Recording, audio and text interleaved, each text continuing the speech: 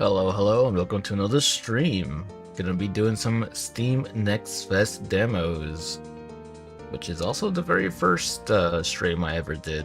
Was checking out some demos though. Want to check out some more just to see what the games are looking like.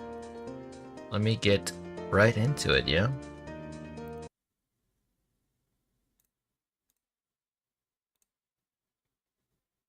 Alrighty, let's see. What game am I gonna play first? How about this one? Oh, thank you, kid, for the pipe on my head. How's it going? How is it going? Oh, it's a small game, small window. Let me capture.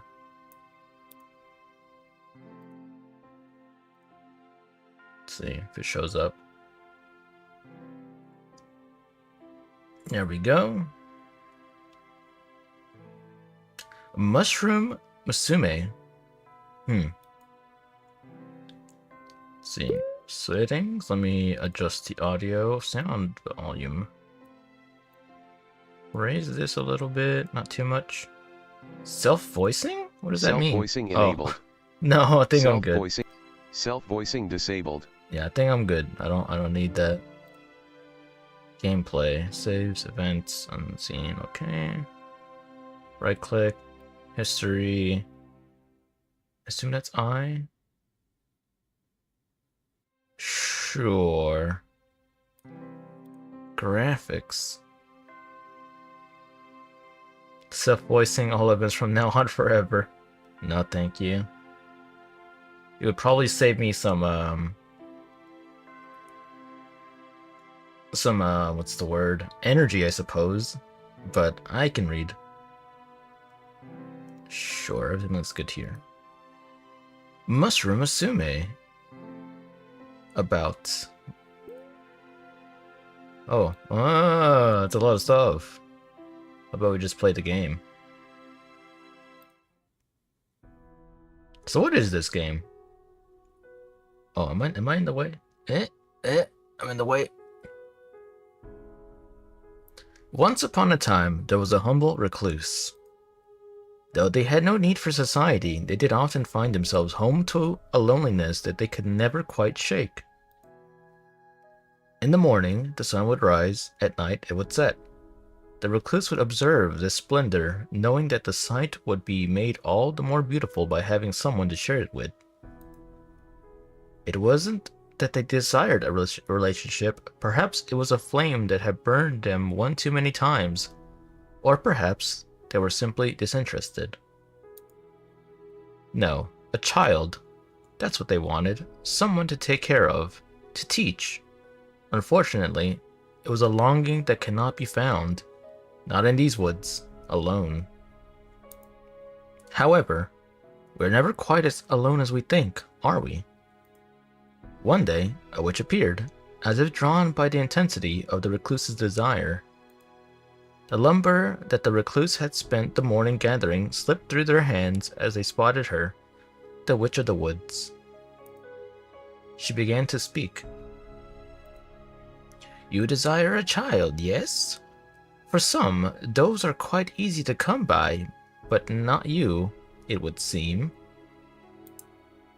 Let us make a deal then. If you do 3 simple chores for me, I will present you a daughter of your very own. I don't know if I want to trust a witch. A child? For eating? We'll see. The recluse, caught up in the moment of naivety, quickly agreed. Got a checklist. The witch, knowing that the recluse was destined to accept, simply nodded and began to deliver the first of these so-called chores without hesitation. Meet daughter, smile. It's a good checklist. Growth struggles to be achieved without presence. Offer me that which embodies the emotion you would provide for your daughter. The recluse pondered for a moment, thinking of what they had to offer. Okay, we have cards. A stone lawn ornament, a tear-stained portrait, a silver-blacked hand mirror. You can have a mirror.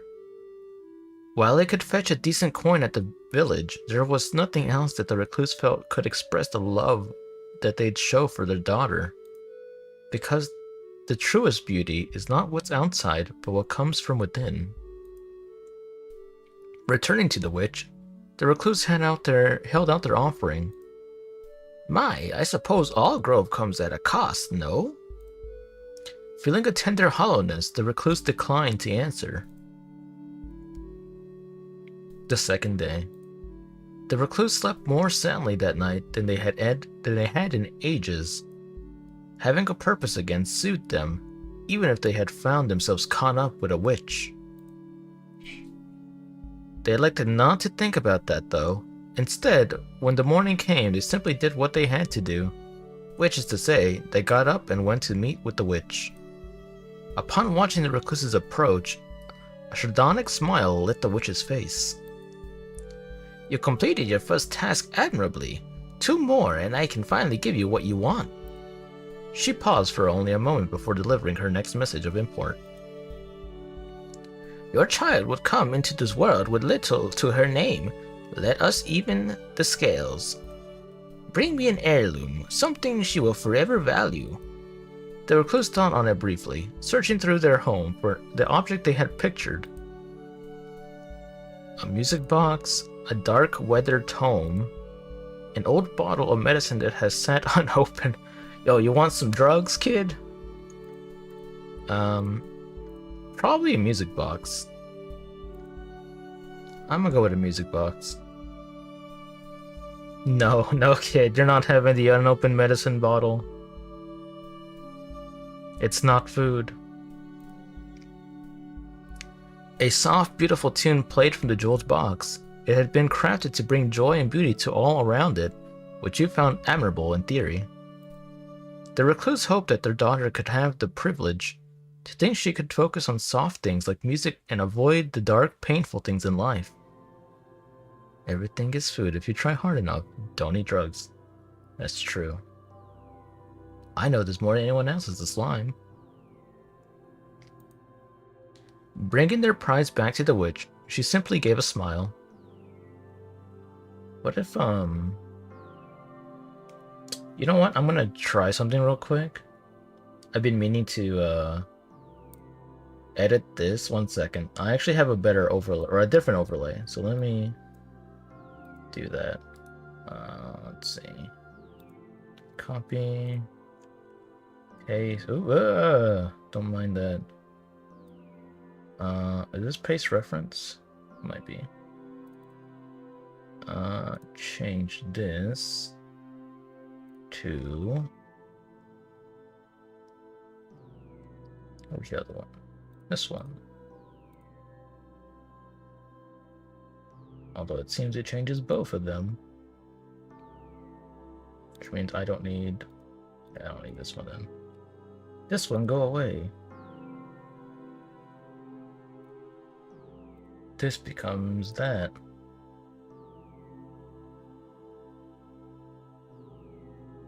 Here you go. Wait, it's not... It's not centered. Let me, why is this not... I can fix this. There we go.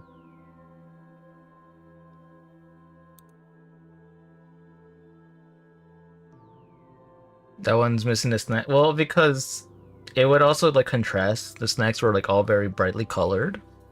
So I thought, like, should I just make it so it's all dark, or should I have the snacks there? And I was like, kind of conflicting. I might have, like, a 2 different ones. Maybe I'll have the bright one for, like, videos and stuff like that. Reacting to stuff. And this one's more for gameplay. So it's more easier on the eyes. New snacks needed? Maybe. I can look into that too. Alright, this'll work for now. So now my big old head ain't in the way. Let's get back to the game. Bringing their prize back to the witch, she simply gave a smile. How perfect! So thank you for the head pets. Oh yeah, that's also on my to-do list. So I'm gonna make 2 versions of the head pet. One, the current one, that's just like really fast, and a more normal one like it used to be. That way, you know, as much as I like both head pets, or this one, it's a little too chaotic, you know? So maybe I'll keep 2. I'll keep this one, it's more chaotic, and one that's more traditional. You gotta remember to do that though. How perfect! After the brief detour to meet with the witch, the recluse resumed their normal day-to-day schedule. The 3rd day.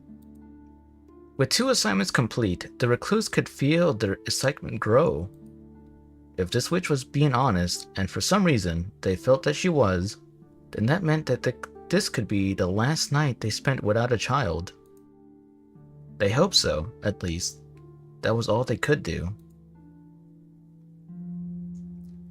Barely remembering to get dressed, the recluse dashed to the meeting spot. Again, the witch had been waiting there for them. Welcome back, recluse. Are you prepared? Today is your big day, is it not? The last task is an easy one, or at least I believe so. Bring me something colorful, something bright, that you will think will suit her. When they were first told of the 3 tasks, the recluse had imagined things that were much more difficult. This seemed so easy, it has to be a trick. Which they supposed only meant they should take it seriously, as if a mistake could mean death. With death in mind, the recluse needed to decide where to search for color. A field of flowers, a stony river. I think you would find more color in a field of flowers. River, I guess you get some colorful stones, but they're not going to be as, vibrant. I'll say flower.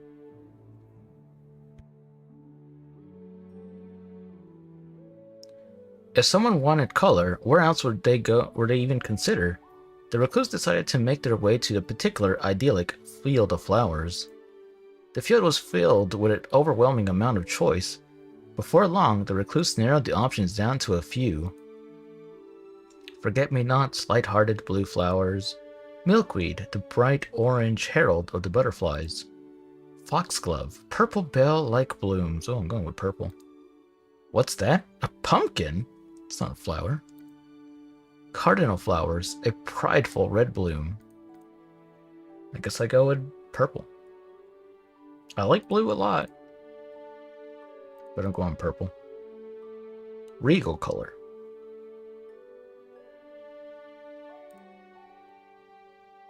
So it's a little low. I'm gonna turn this up a bit more. There we go. Wild foxglove. Those flowers had always enchanted the recluse, standing tall at the edges of the path. It was as though they were luring them, tempting them to stray from the path. Perhaps today, the recluse just might. An edge of temptation can be healthy. Discovered purple. Wow. I found the color. The recluse returned to the witch's hut, colored item in hand. She silently took the object, nodding her head to the recluse in recognition. The recluse stood there for a moment, unsure, before finally the witch realized what they expected. Oh ho ho, you want your promised daughter, don't you? Her voice was almost mocking, but at least it was not overtly cruel. I suppose I must tell you that I lied, human. I do require several more trifling things from you. First is a matter of payment. The recluse should have known that everything is for a cost. Pay me now with wealth. Pay me now with life. Pay me sometime soon in larger quantities. Pay me at a much later date in the way I choose.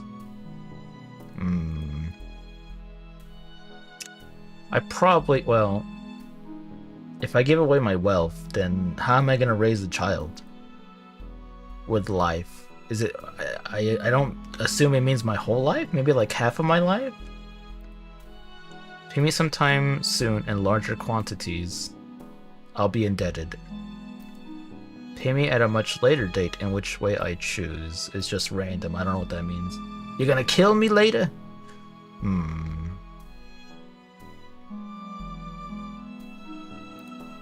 I think this is the safest bet.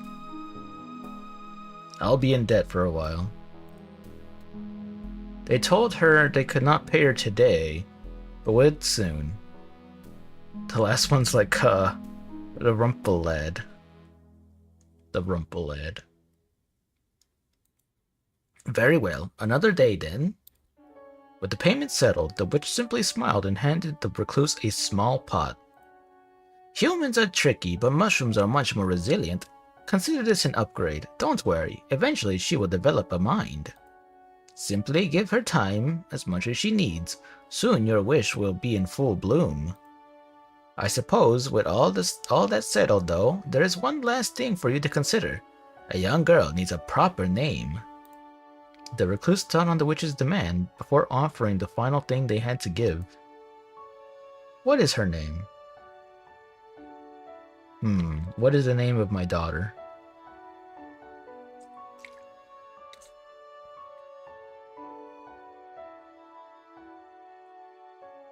You just wish having kids was this easy? Just grow a shroom? Well, apparently if you know a witch, it could be that easy. Well, we say easy, but we don't know the exact payment yet. So maybe it's easy to get one, but hard to pay for. What is her name?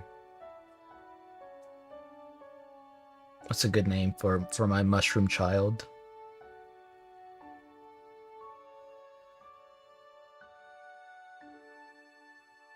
What's my favorite mushroom?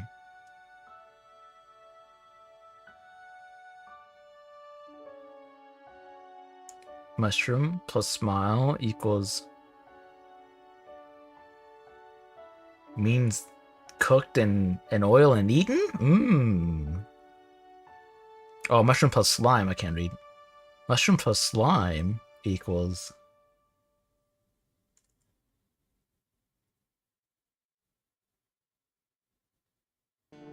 I don't know.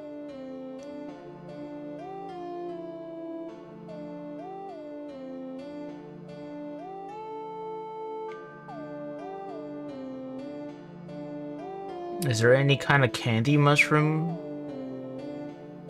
Has anyone made any mushroom sweets? Is that a thing? Probably not, right?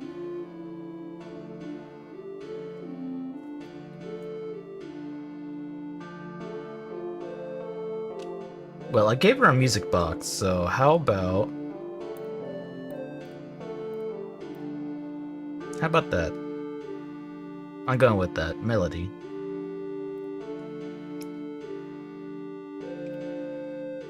Meiji is a mushroom candy. Oh yeah, the little like chocolate, the mushroom shapes, right?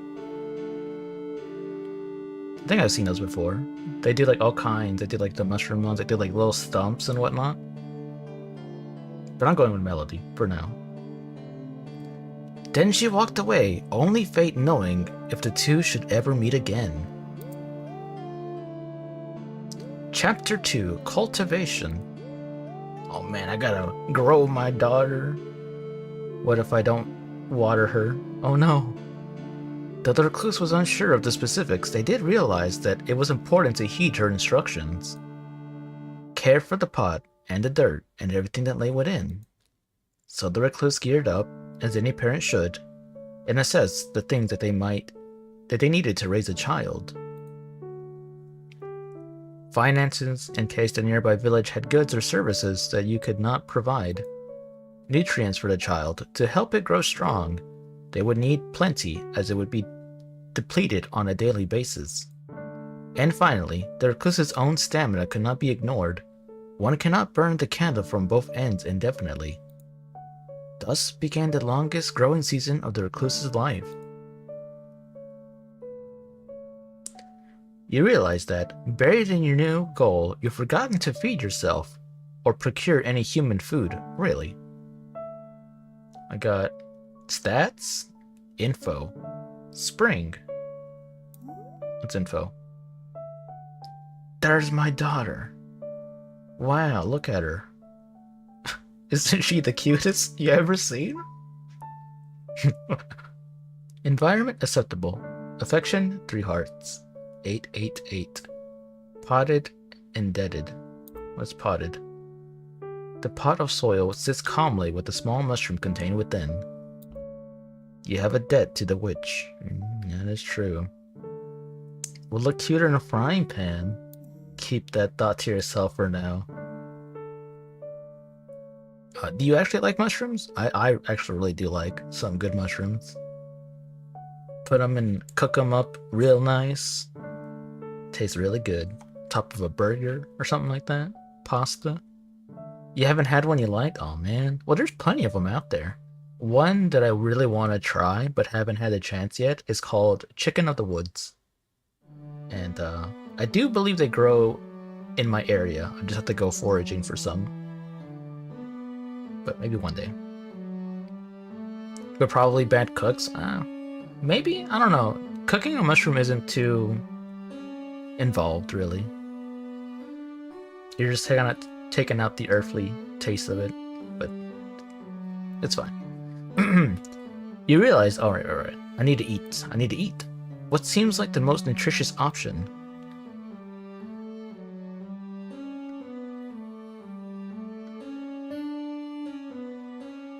Oh god. Kid, there's an option for you. What was this mushroom for? Looks tasty. You wouldn't do that. You wouldn't do that. No, no way.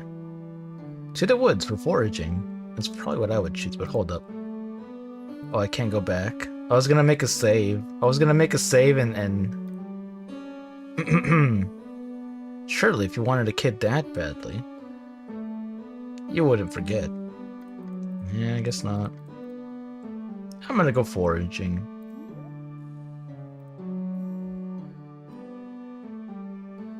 Where's save? Let me save real quick. You know where to find food. It's been something that you've never struggled with previously. It's part of you, and nothing could change that, not even a mushroom. Is it cannibalistic to feed shrooms to the shroom? I don't think so. Since usually shrooms are already growing on dead things, most of the time, probably not. Making your way to your favorite nook, you quickly find what you were after. Of course, the generous bounty of treats for your daughter is a nice bonus. The decision being made, life continued. A flock of hungry birds have been harassing both your crops and your daughter recently. Not my daughter. In fact, they become quite the nuisance. Ignore the birds. Fetch your bow and hunt the birds.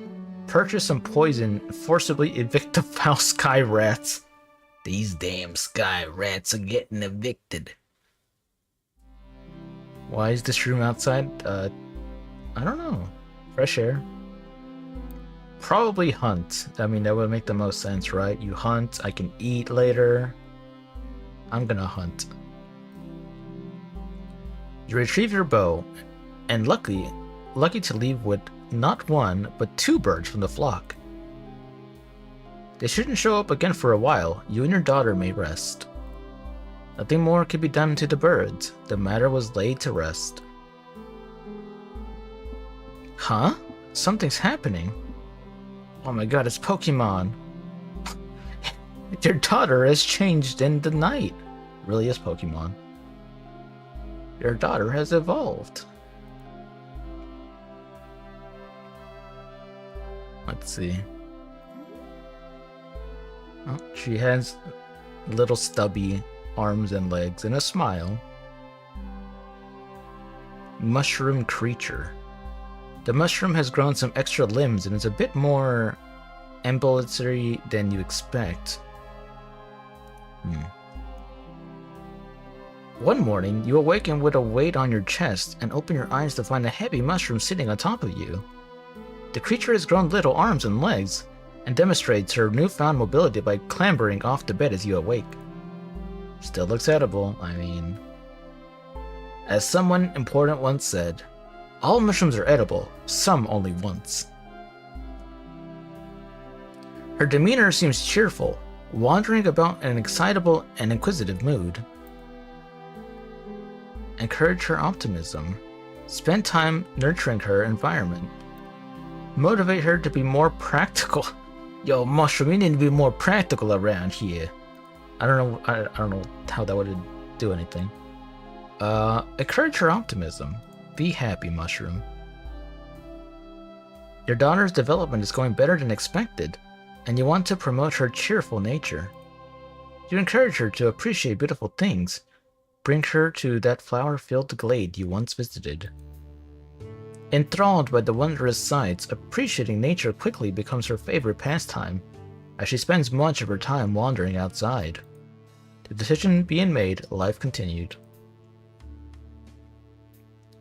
One evening, you hear a light knocking at your door. Quite a rare occurrence. Peeking through the window, you witness none other than the Witch of the Woods standing on the doorstep of your humble hut. Could she be here for a visit, or to settle a debt?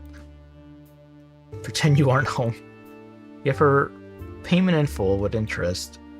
Ask her to postpone collection. I don't even know how much money I have. But maybe I can do that now?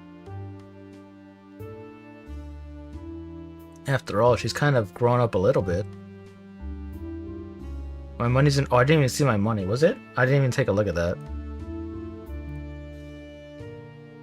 Honestly, where's my money at? Finances 8?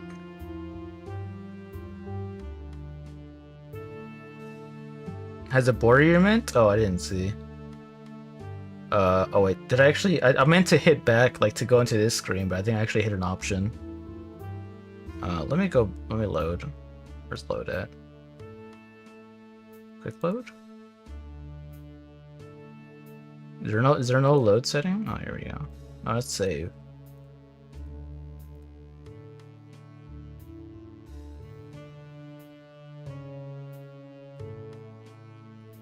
I gotta do this again. Uh-oh, are things different now? Whoops, forgot to save. You have a few ideas how to improve it, but you only have so much time. Which do you decide to move forward with? So it's different options now. I'm save scumming, even though I didn't mean to. Ensure that her soil remains ever damp. Decorate the pot. Use your cooking scraps as compost. Infuse the soil with a drop of your own blood. Buy some fancy substrate from town.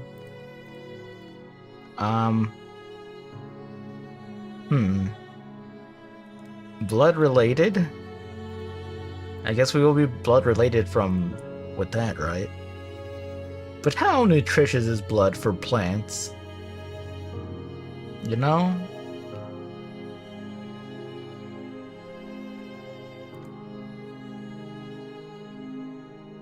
Maybe it's a vampire mushroom. Well, I don't know if I want to cultivate a vampire mushroom. That makes me the prey.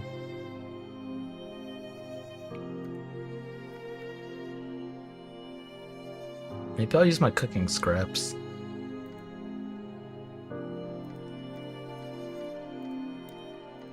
Scraps or blood? Scraps or blood? Which one?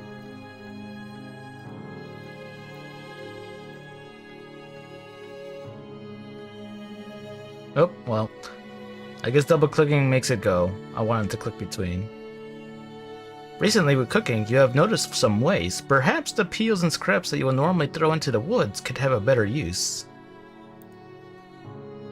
You begin to place small fragments of your meals in a special bin.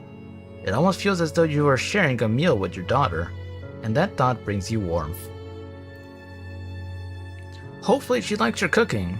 She'll have a lot of it in her life. Her quality of life being improved, life continued. Oh, here we go. Wowee. Okay, let me save again.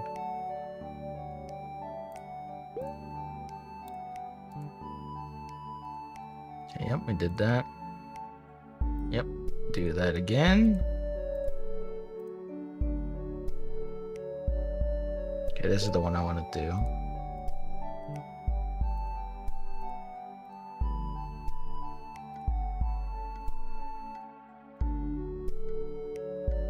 They all look the same to me. The border doesn't seem to be any different from the other ones. Oh, finances. Oh, okay, I didn't see that. You're talking about the little box there. What? Already? Damn you, ads. Well, either way, I think I'm gonna do it. I think I'll be fine. Maybe. We'll see what happens. I don't want to be indebted to a witch forever. Let me drink some coffee.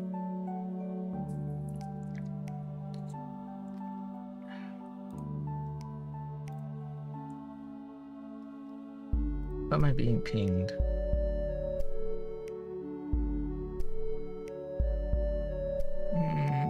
For something that does not interest me. Just be in debt forever. Then when you perish, she can't collect. Then what about my daughter? I don't want my daughter to suffer at all.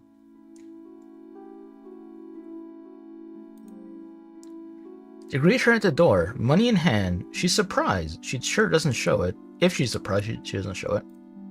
Thank you.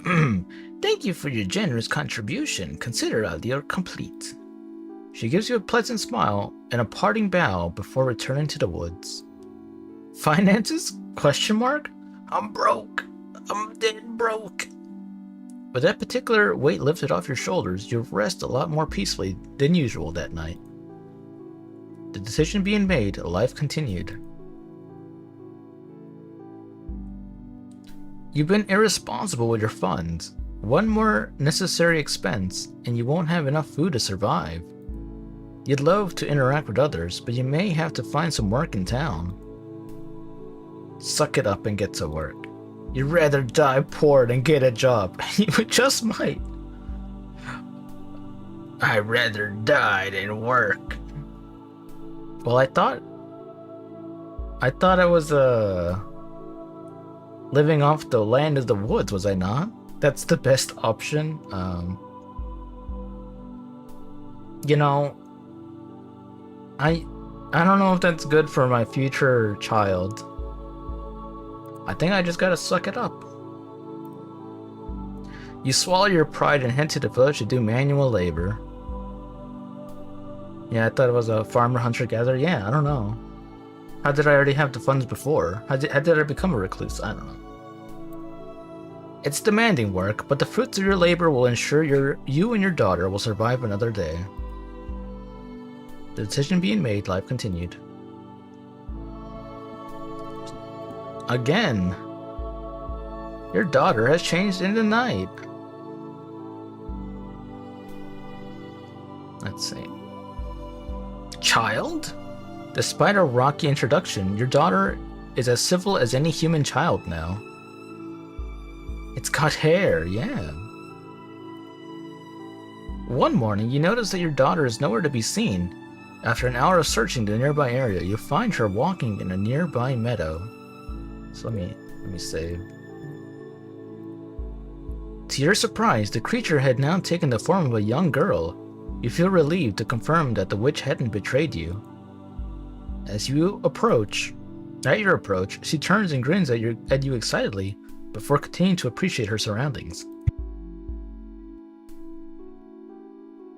Sit and watch her play. Buy her a nice gift to celebrate on. We're poor, sorry. Tell her it's time to go home. You can play. That's fine. Your daughter seems content to do her own thing, so you decide to let her play in the meadow as long as she likes. Taking a seat near her, you appreciate the beauty of the forest, and spending time thinking lovingly about your daughter. After some time, she tires of running about and brings you pretty things. You pick the exhausted girl up, and the two of you return home. So, this is essentially what is a daughter-raising simulator game, which, surprisingly, is not my first game of this genre. There's another game that I might stream in the future called Princess Simulator, or is it? Princess Maker, my bad. Princess Maker. And I played that game quite a bit, so I might stream that in the future, which is kind of the same concept. You're raising a child. I know it sounds kind of odd, but it's fun. One evening, you discover many footprints outside your home, three-toed and webbed. Some strange creatures have been poking around. You have heard the rivers of these woods are home to nefarious turtle-like creatures that capture human children, only to bring them home and drown them. The Kappas. Your child isn't a human, but you can feel the leer of envious eyes from the tree line. They know a precious daughter when they see one. By the looks of the tracks, these ones are quite young. Perhaps you can do something to frighten them away from your home. Stand guard until they stop. Keep your daughter inside in the evenings. Purchase a magic ward. Deal with the issue decisively. Hunt one of them. So this one's kill one of them. This one's kill all of them?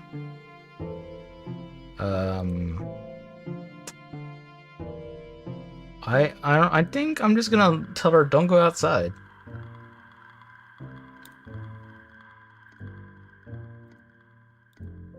You just you know, read a book or something. Why kill one takes your stamina but all doesn't? I don't know. That's weird.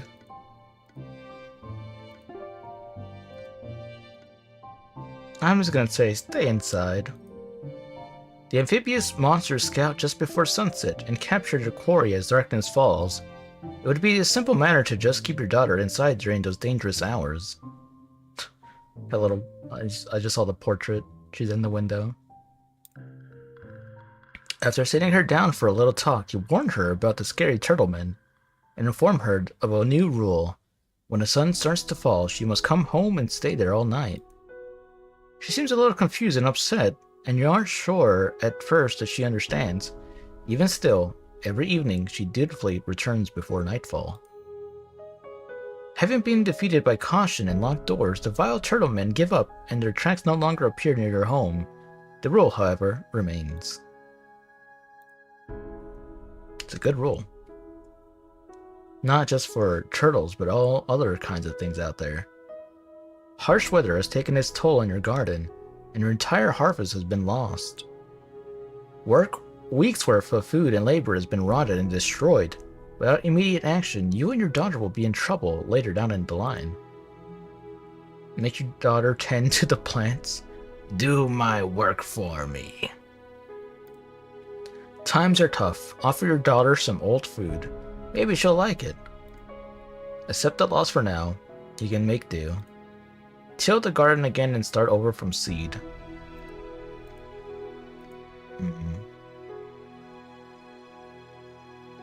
Touch the free labor.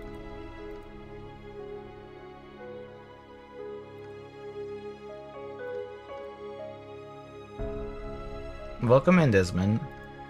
What is this game? It is called Mushroom Asume, and it's a game about raising a mushroom child with choices. You mean she's part plant? Maybe it'll help?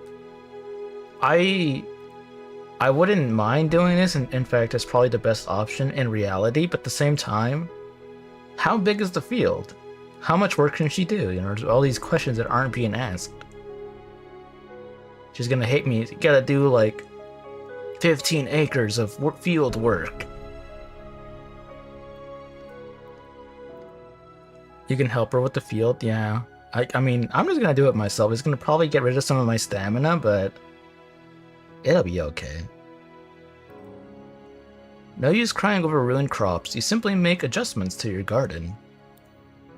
There'll be less variety this season, but you'll live to see it. That's what matters. An end? It had been many strange weeks since the witch had gifted you an enchanted pot of dirt. It felt like much longer. You had perhaps underestimated the amount of effort it would take to rear a child. The long days and nights toiling for her every need left you drained. But that constant aching tiredness made it difficult to be present for the girl. You suspected you weren't the role model of a growing child needed. What? Because I went to go. I went to go do the field, even though I had. Didn't I have 11 stamina? I'm dead. I'm gone. Wait, is the dirt magical? Could you just toss more seeds for more kids? I don't have the seeds. The witch had them. It only took 2 stamina to do it. Yeah, I guess I'm weak and frail, and I'm dead. You set down your mug of ale, readying yourself for another night of restless sleep. Maybe in the morning things would be easier. No, it's still going. You had suspected for a long time that your time with the recluse was coming to an end. Wait, am I the daughter? They raised you, you suppose, but it often felt like you were trapped, like you were kept locked away, unwanted and forgotten. But you're older now. You have the ability to fend for yourself. There's no reason to stay where you aren't wanted. Your preparations have been underway for a while, and you've made a little place for yourself to live in the woods. Tomorrow is the day to act on your plan. We had transcended into a mushroom lady. And while the path ahead of you seems a little frightening, things can only get better from here. Maybe in the morning you'll finally be able to see for yourself. Alright, well, I guess my child hates me because I decided to do field work. We're not starving, but you hate me. Okay, I guess.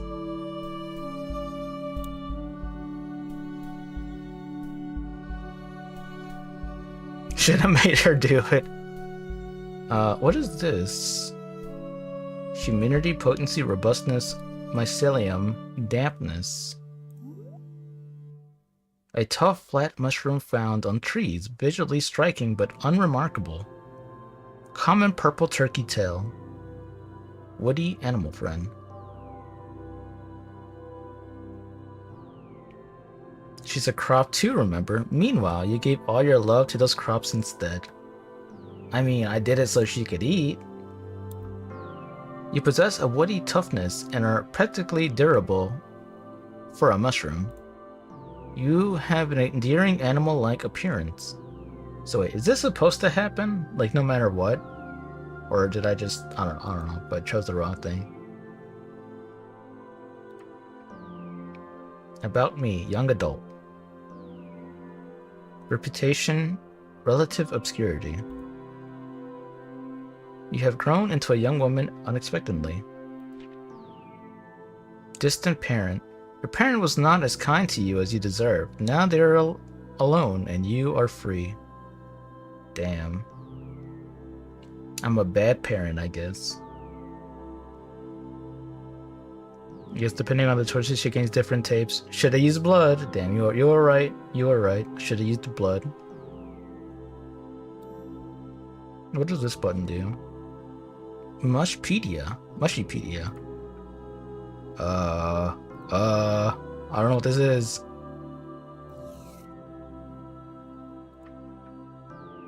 Goodness music, okay. Chroma collection? No.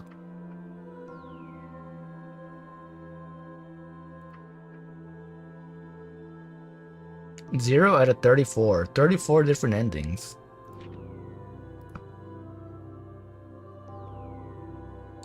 While taking a stroll down the center of town, you catch the eye of a curious group of children.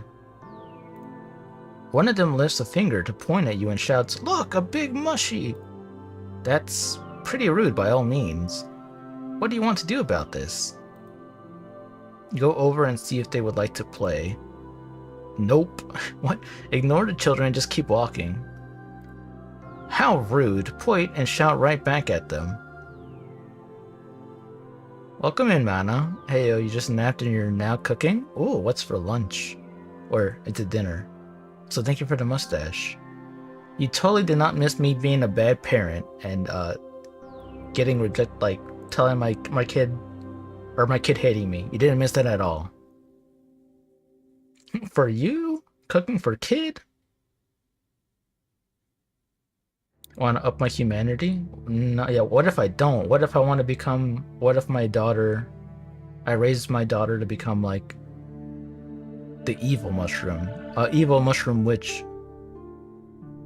And I cast a spell to damn humanity. Yes, you apparently raised her bad.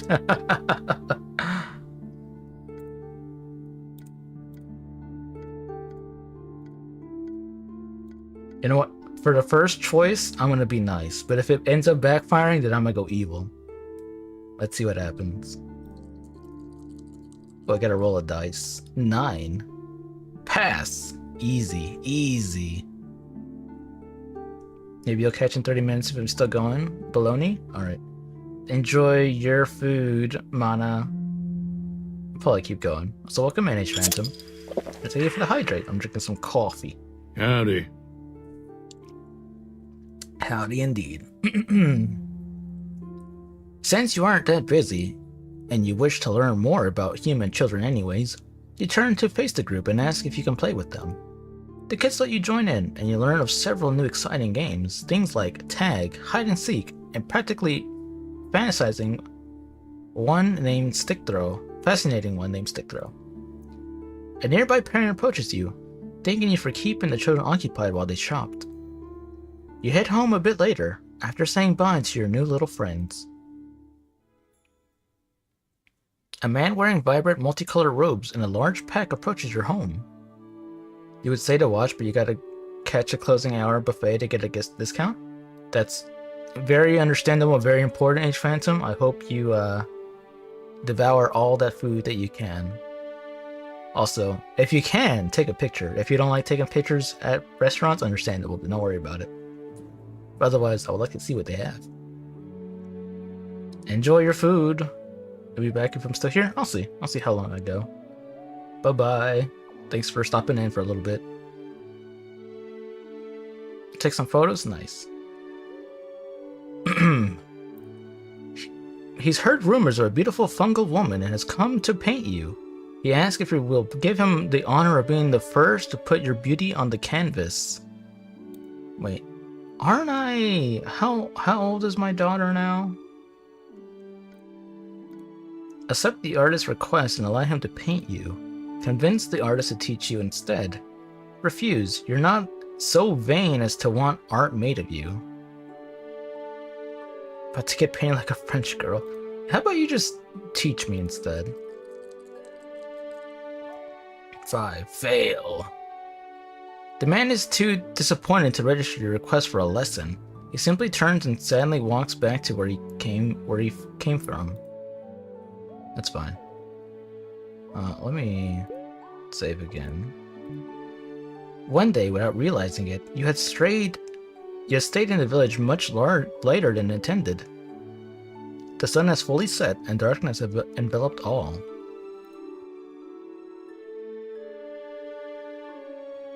Thankfully, you are fully capable of taking care of yourself. You know the settlement well, and the lack of sun does not change that. You decide to take a shortcut through an alley, but to your surprise, there are others there as well. Quite a few others, in fact. It quickly becomes apparent to you that most of the alley's denizens are going into a single door, one that, when open, you can hear the faint sounds of revelry and triumph throughout. When they go to leave, many have small trinkets and seem tired from a long night of cheering.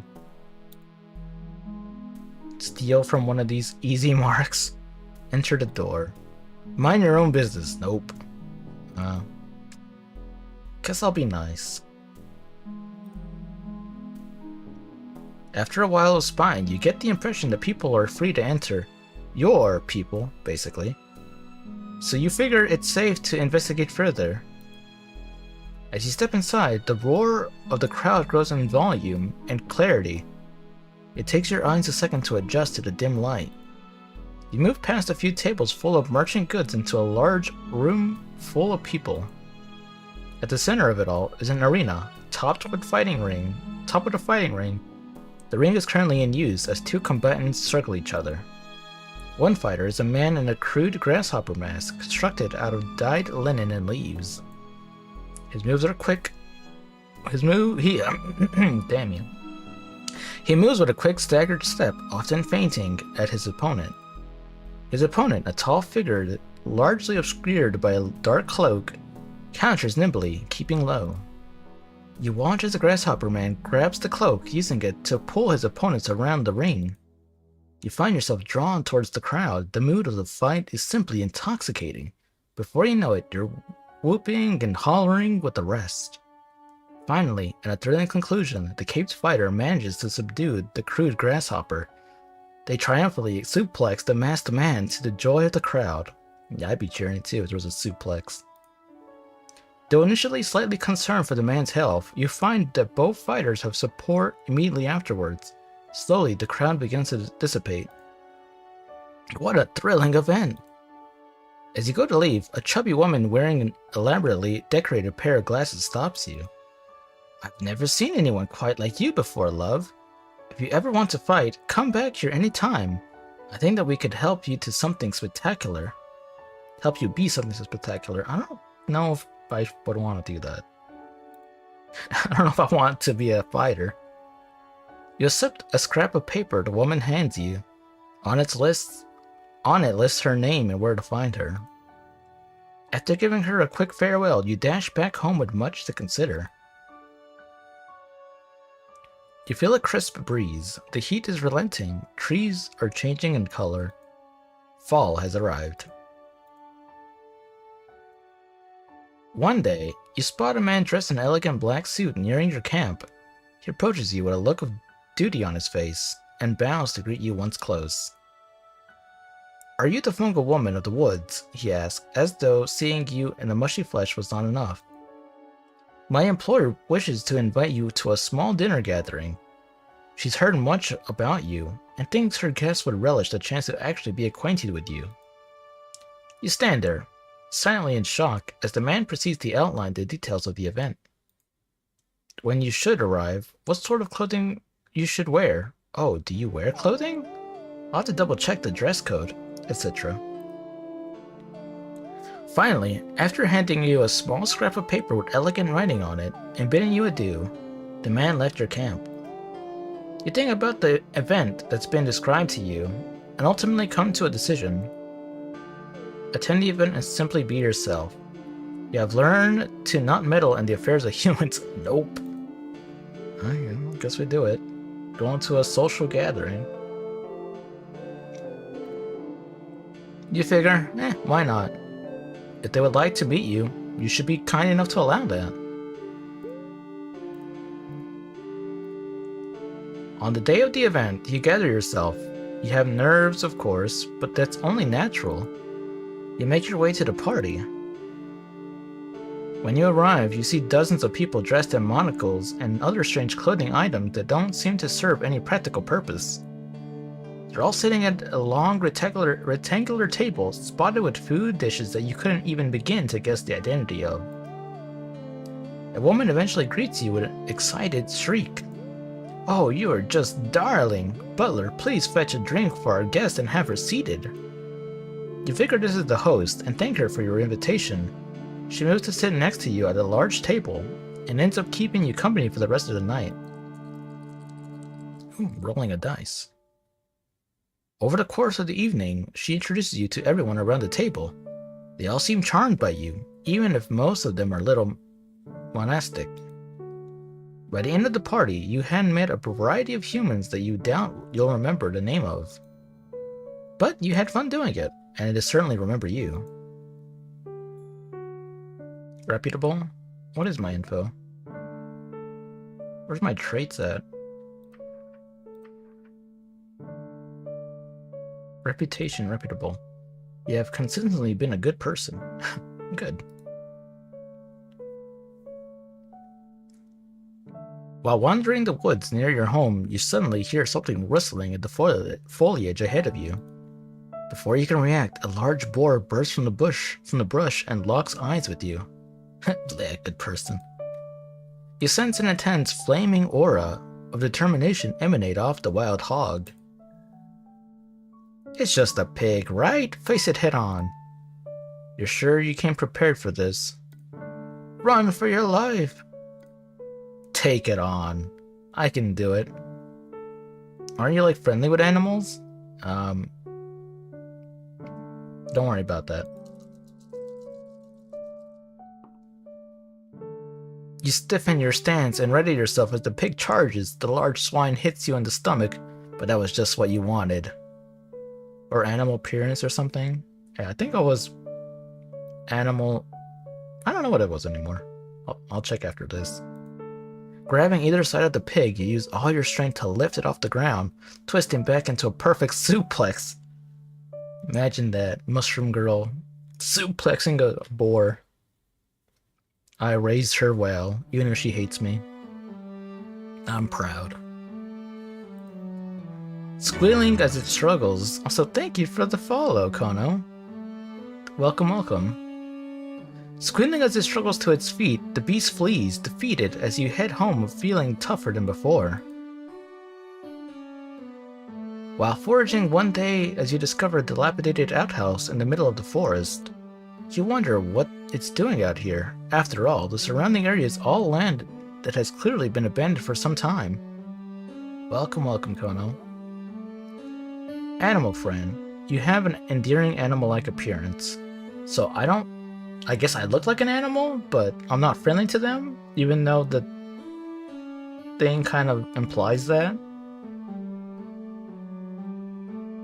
I don't know, don't worry about it. We suplex the boar.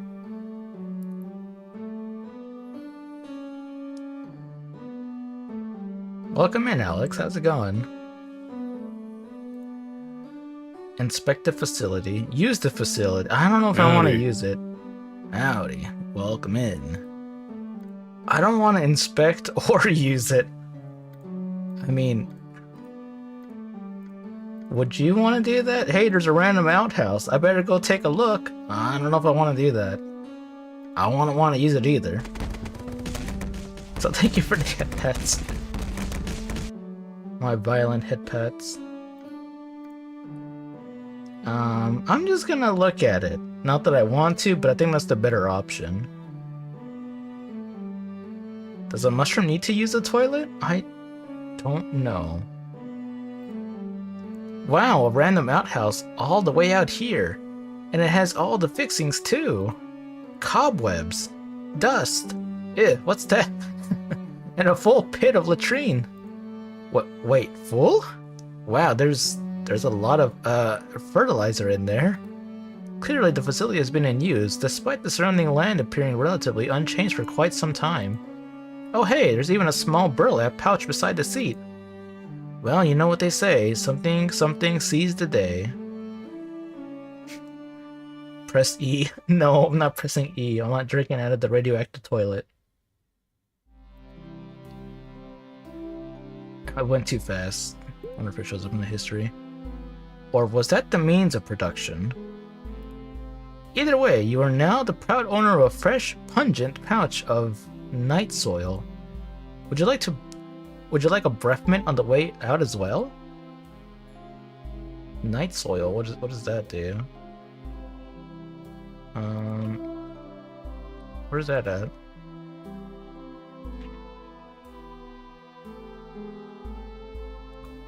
Night soil, you have a bag of nutrients for some reason. Perfectly coiled. Yes, of course. Night soil. A chilling breeze greets you one morning, heralding the approach of winter. The end of the year approaches, and you find yourself considering your aspirations. You want to accomplish something significant. You decide something you'll remember. Take on a dangerous quest. Attend a charming event at a gala. Decide not to pursue anything. Well, we're kind of reputable, right? So probably this one. Recently, you've gathered enough attention in the area to be invited to a high-class event. This could be an opportunity to celebrate the year, or to invite someone you wish to grow closer with. Actually, don't go. Go alone. I can't invite my father. The gala sounds intimidating enough as it is. You don't feel the need to overcomplicate things. You decide you'll attend alone. It might be lonely, but you hope you'll have a pleasant evening. The event isn't until the end of the year. At least you'll have plenty of time to prepare yourself. Walking through the forest one day, you think to take a path yet untraveled. The road you follow is old, time-worn rivulets and fresh dung pox the path, and underbrush chokes it from either side.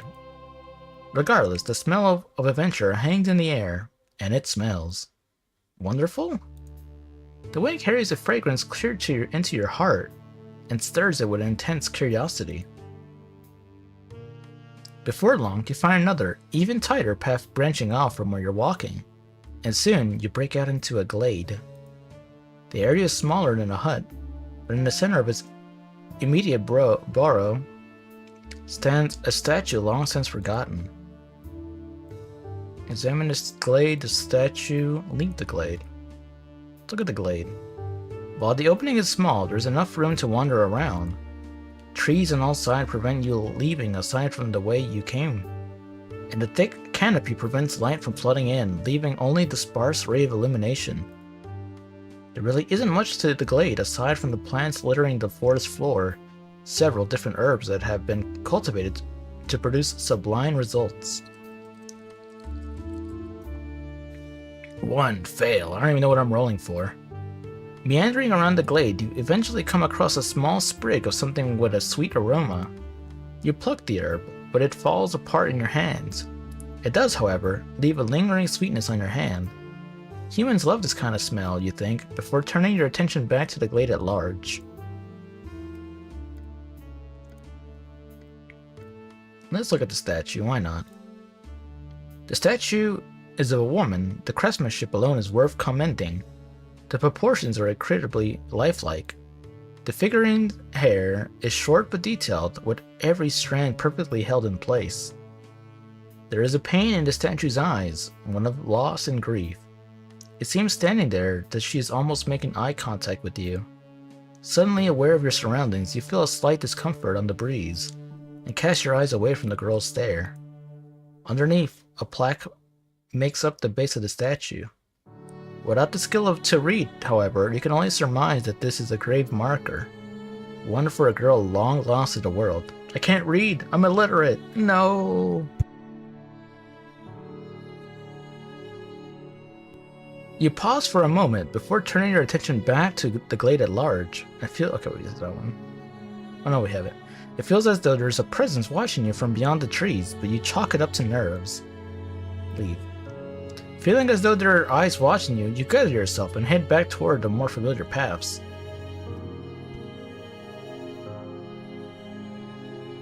While wandering the woods, you always do your best to remain vigilant to possible outside entities that you could run into.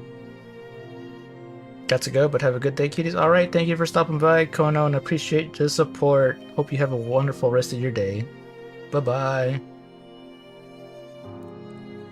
Certain animals are keen to cause problems for you, and that's not even to mention the humans. It's with this awareness that you detect a nearby being. You pause, listening to the soft sounds of footsteps. Human footsteps, you suspect, or at least something vaguely human in shape. Finally, you can spot the intruder. A realization floods over you. The recluse! It's me! I'm here! Make your presence known, silently retreat into the woods. It's been a while since you have seen the human that raised you. This has been mostly your decision, if you're being honest. But today, for some reason, you feel something. Some urge to try to make a connection, you suppose. You saw this coming? I thought I was dead. Wordlessly, you step forward through the thick of the wilderness that had previously hidden you. The recluse, a bindle in their hands, looks you dead in the eyes with little emotion, as if to say, "Oh, it's just you." The insinuation, though left unstated, fills you with an emotion that feels like it's grabbing your heart, or at least the thing that you think of as your heart, through your chest, trying to wring it out. You don't like it. Tell them offer her childhood. Offer to help them with their chores.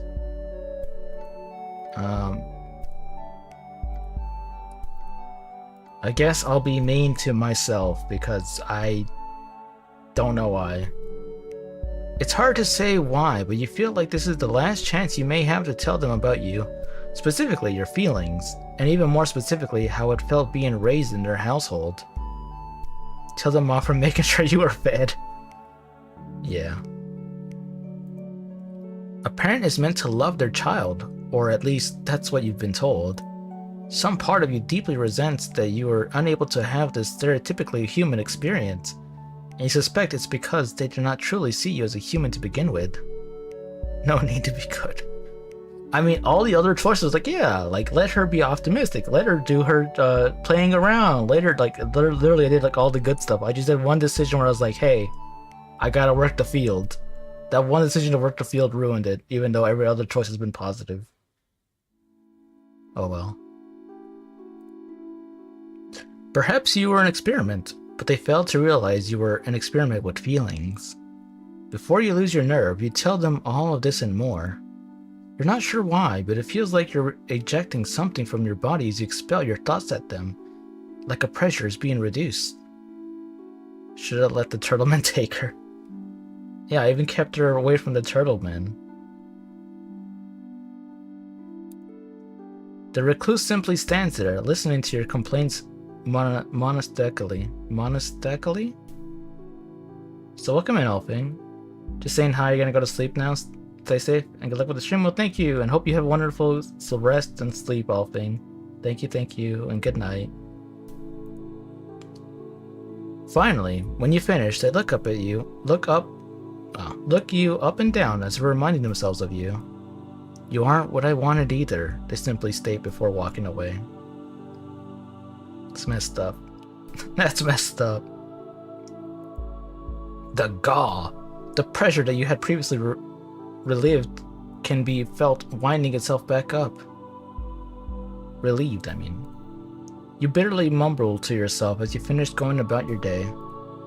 It's unclear whether telling them your feelings helped or not, but at least now you have an even clearer picture of who they are in your mind.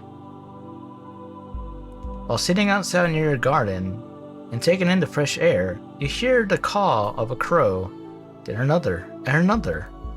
You look up to find a rather large group of sleek black birds perched in the trees above you. A few are eyeing your garden, while others are just birding around, as birds are wont to do. Just watch them, scare them off. Feed the crows some spare scraps. I'm gonna give them some scraps. Watch them peck me for this, I bet.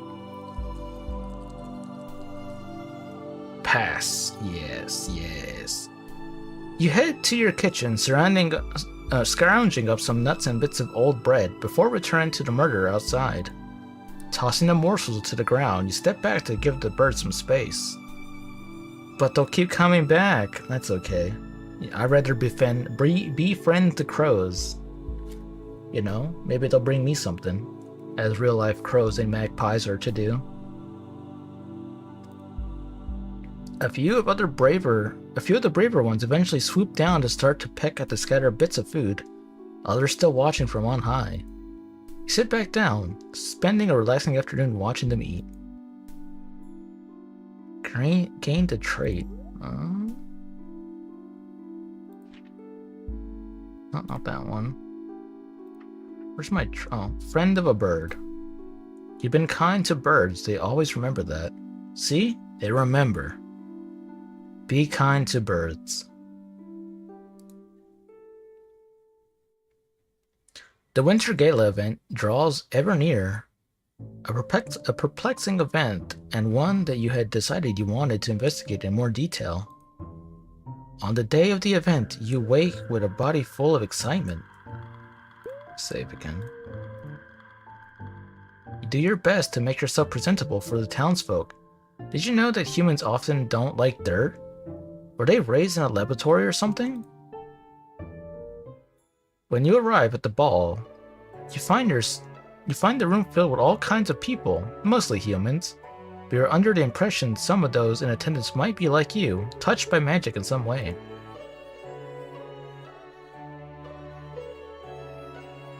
As you grow acclimated to the situation, you realize that you are not particularly sure what one is supposed to do at the ball.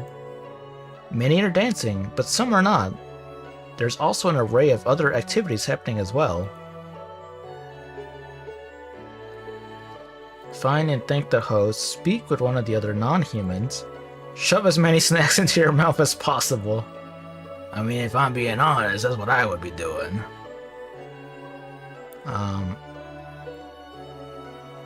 Let's make some friends.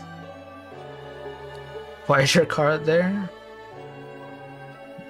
You could pick that option. Oh, I keep passing. RNGEZ. Though unsure of how to approach at first, you eventually make your way to a girl with the face and fur of a feline.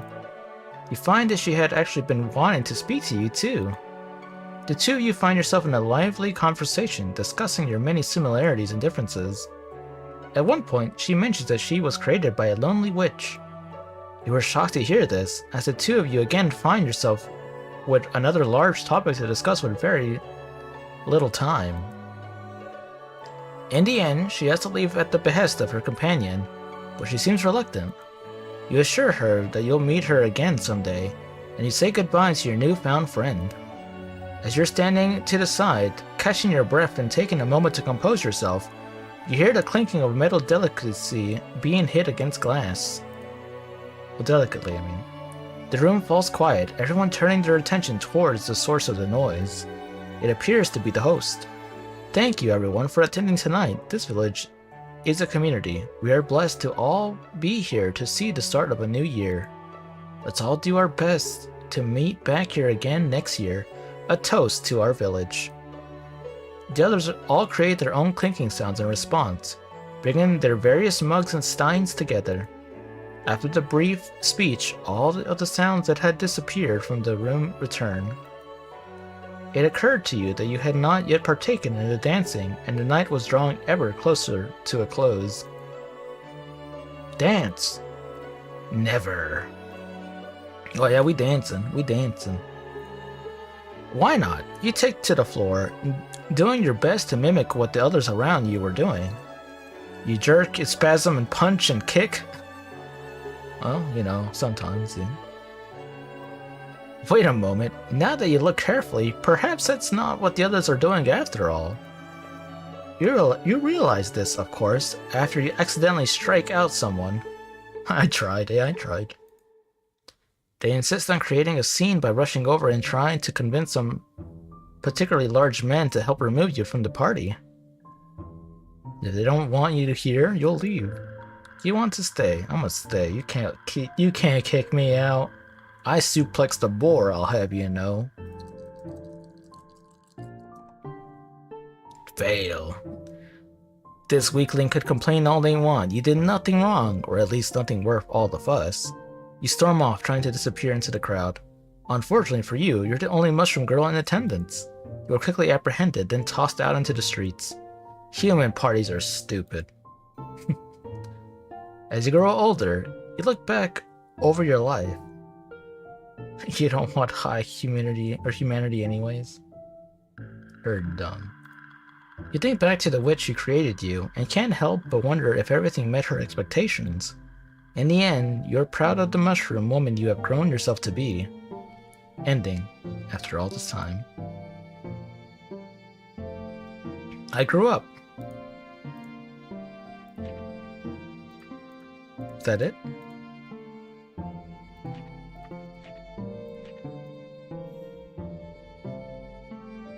Congratulations on finishing your first run of Mushroom Musume. You've just discovered one of over 30 endings available in the demo version of the game. We encourage you to experiment a little while growing your next daughter to see just how different she can turn out. Be sure to check out your almanac if you want to track your progress. You've got plenty in this demo to keep you busy farming for a while, but I thought I'd also tell you a bit about what awaits players in the full game. Very mushroom, not very human. We're excited to be working on a new system of minigames for you to play between sessions. Each grown daughter earns you spores, which can then be used to purchase mushroomy gardening supplies. What you grow in your garden can help you shape your future daughters, allowing players a little more control over her outcome, or even eventually allowing you to jump right into the third act. Abandon humanity, embrace fungus. Not in a gardening mood? Then your hard-earned spores can instead be gambled away in exchange for rare goodies. How mysterious. Don't you want to know what you'll get? Gamble. Gamble. Gamble. Gamble. We're also hard at work writing.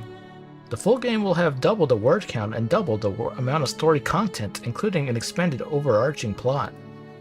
Delve into a dungeon, found a town bustling with fungal life, or maybe even destroy the Witch of the Woods for good, if you want. Not to mention never before seen mushroom girls, a cavalcade of new music, even some unique collectibles that are something else entirely. We're aiming to release the full game of winter of 2024. Wishlist us on Steam and keep up with the newest news. Plus, it helps us out a lot. You honestly thought you were a great parent, no matter what the shroomy child said. P.S. Since we're going to be buffing the core gameplay loop, players won't be able to transfer their progress from the demo version. They'll get a little bonus in exchange, at least. Just thought you'd like to know. Thanks for playing. Well, the game is cool. I might check it out. I do want to do another quick run, though. I'm gonna kind of speedrun a little bit, but I want to see how different it can be. I believe there's a skip option, right? Since it's kind of half the end. Let's see.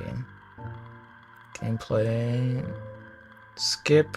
Unseen text after choices. I think there's this. Uh-huh.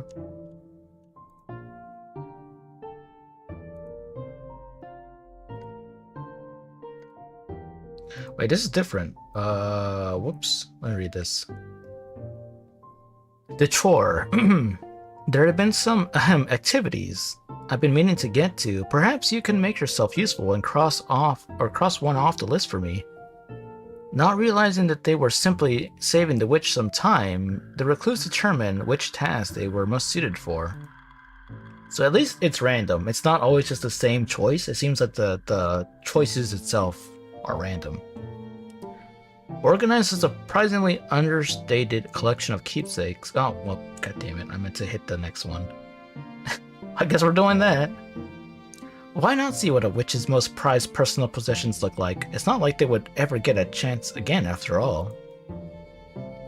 The recluse spent a quiet afternoon carefully unpacking and rearranging her belongings, silently speculating to themselves about the sort of life this witch has led. Arriving back to their meeting point, the recluse was excited to report their progress to the witch. Ah, very good. How kind of you.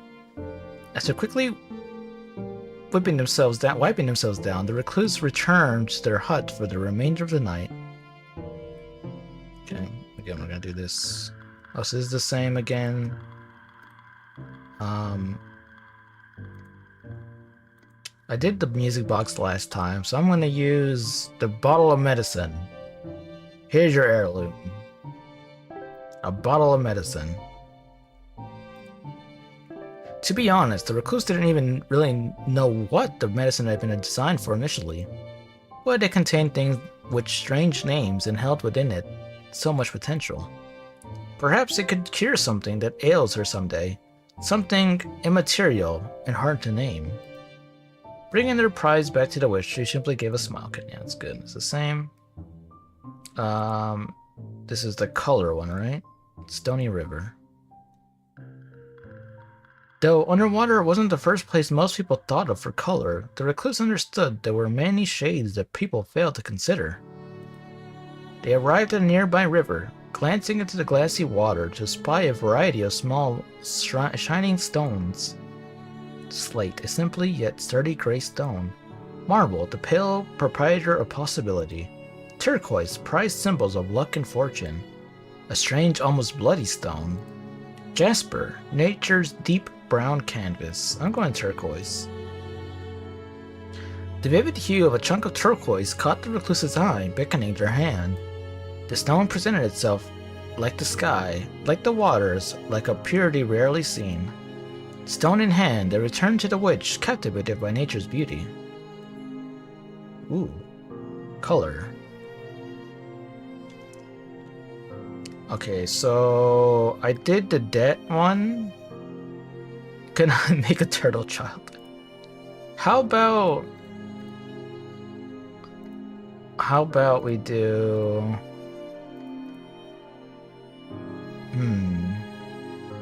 what about life, but right now? They told the witch they would offer life as payment. Certainly. Stepping forward, she took them in a cold yet not unkind embrace. They awoke hours later with an uneasy feeling that something was missing. The witch was still there, waiting for the recluse. With the payment settled, the witch simply smiled and handed the recluses. Okay, that's the same. Child number 2. What's a good name?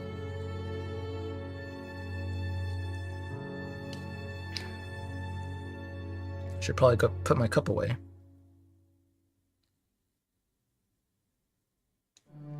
Todd? I don't think Todd. Tort. I don't think I want to name my daughter Todd or Tort. She's not gonna be a turtle. She's gonna be a mushroom. That part is destined to happen.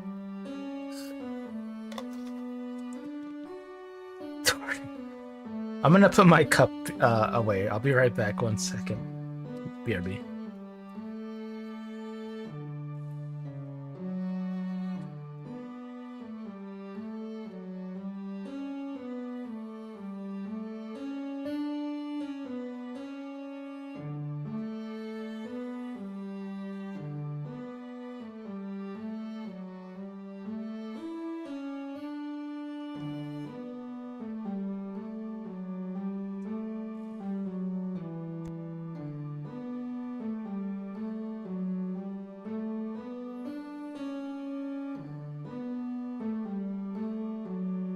Alright, I'm back. How long can a name be? Let's see. 1, 2, 3, 4, 5, 6, 7, 8, 9, 10. Oh.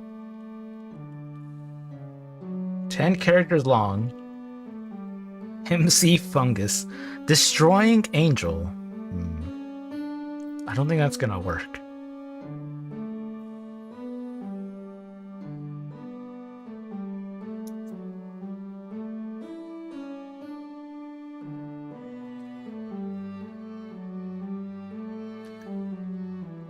A very murder mushroom. Well, there is,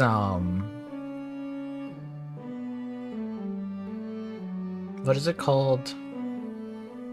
The stereotypical red and white mushroom, which is also extremely poisonous. Shoot, what is it called? I ought to know this, but I'm drawing a blank. You thought it would fit since it took your life? Why, Agaric? It is, yes, that is one of the... There's also, I guess, a nickname version of it, but yeah, that is the actual... We're going to think of the scientific name.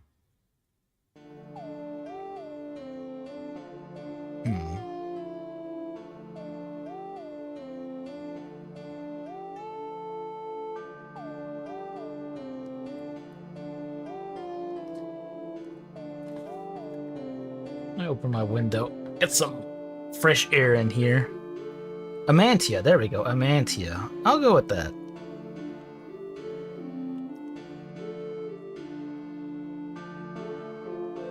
That's good enough.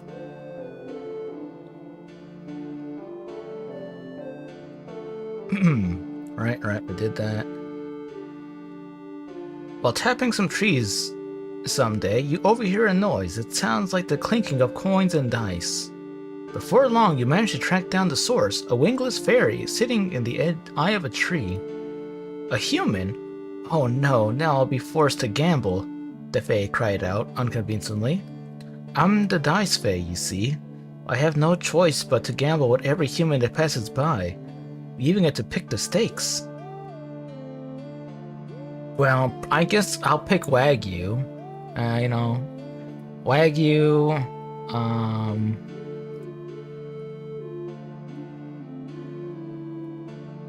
Medium well.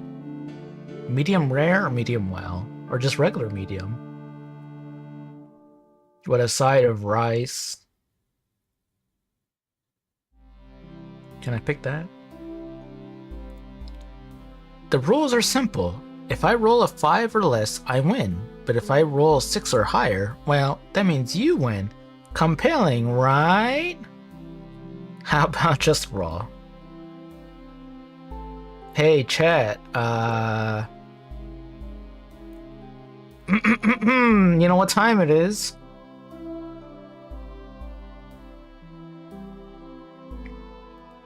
Time for... Wait. Speaking of, I can be a little bit lazy, can I? Kid, you have the option to create poll, or not polls, but prediction, right?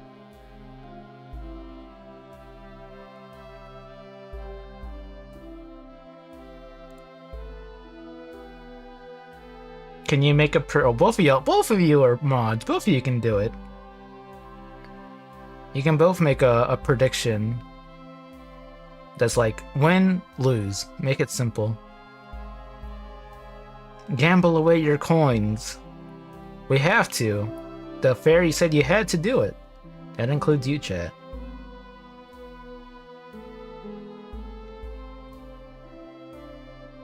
Fairy gambling. Win or lose.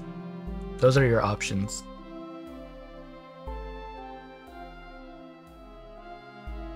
Are you better than a fairy? You put more words? That's fine.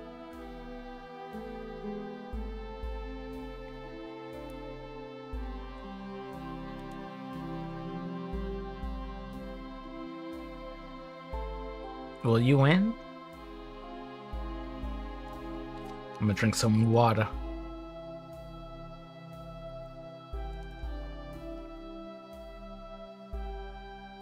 Can I predict? I can't predict on my own polls. How dare they? I want to rig. I mean, I want to.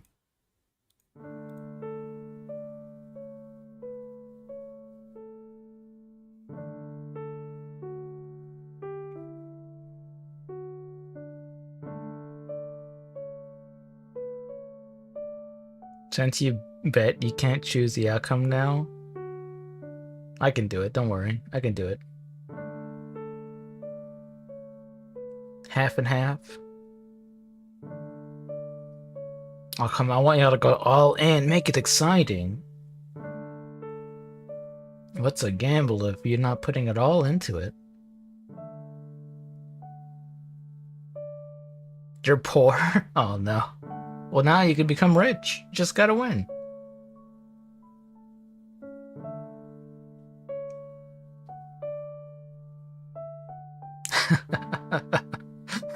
Scam.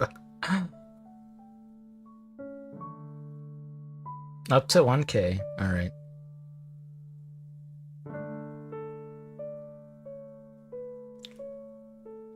Welcome in, Sailor. Welcome in, Faye. Well, you're here in game right now. A timely appearance.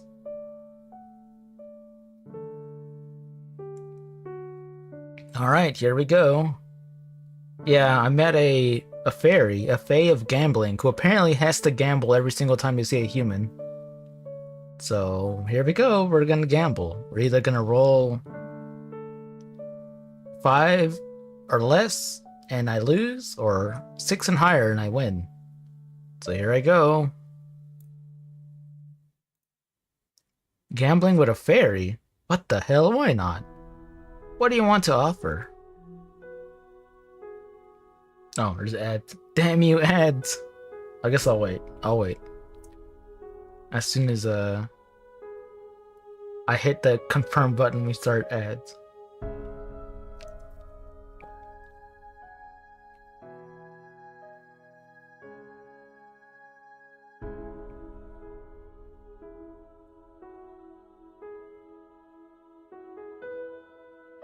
A coin. A significant band of substrate. A finger?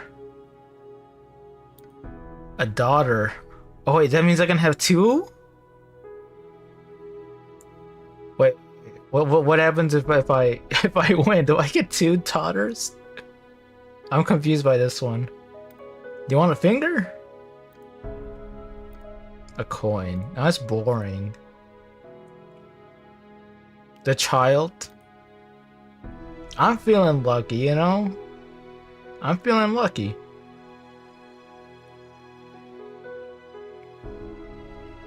Oh, why do I only have one stamina? Oh, because of the right.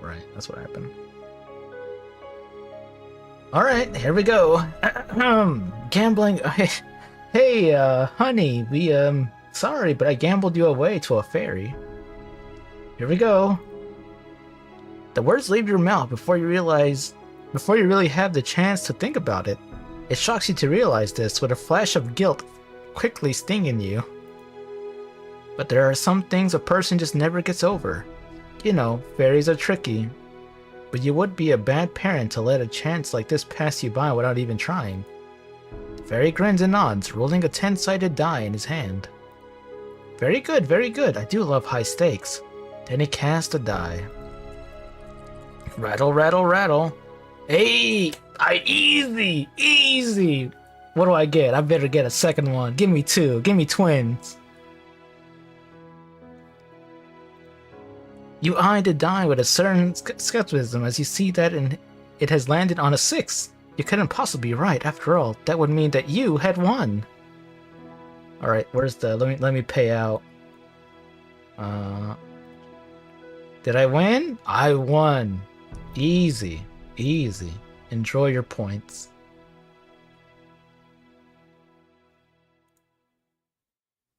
Okay. The fairy laughs anyways. Oh my goodness, I'm so happy for you, human. This is going to be such a big moment for you. His saccharine tone is very strange. You don't like it. I'll just have to get you your prize then. It'll take... Uh-oh. It'll take a while. Magic is temperamental, you know. But you can expect to get your luxury top-of-the-line daughter no later than summer. Wait, I didn't think about this. Does that mean he's gonna go kidnap a kid? Yeah, he's gonna kidnap a child from me? I don't know how to feel about this now. Clip it and ship it. If you want to clip it, go ahead. Well, hey! We're not lonely anymore, but, we'll see what happens. Goodbye, human. Enjoy your prize. You walk off, unsure of how to feel. Faye 1. Perhaps this was all a dream. Maybe it's best that you get home. Let's see. You have won a bet with a fairy, and are expecting your daughter to return any season now. Now you can have two daughters who hate you for taking care of them. Yeah, they're gonna hate me regardless, I bet.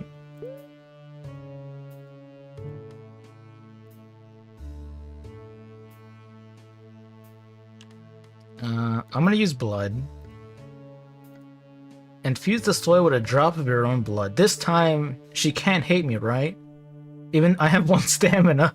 I bet this is probably gonna kill me, isn't it? Just a little bit of my blood.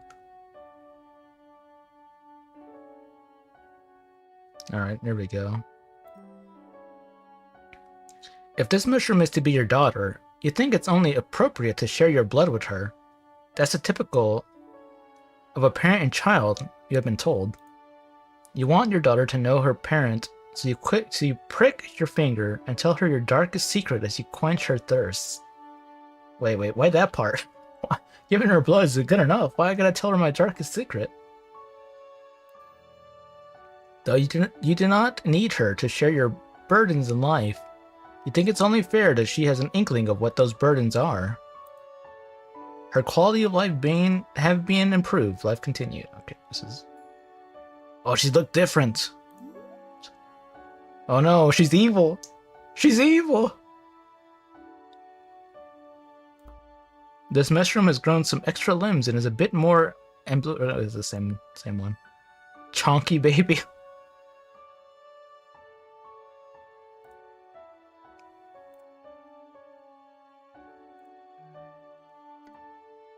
Spend time nurturing her environment, motivate her to do something safer.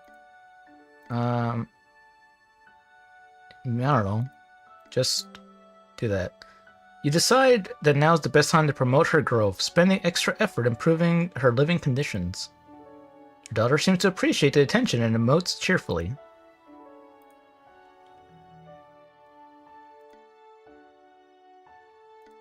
Oh, wait, this is different. Why'd you skip it then?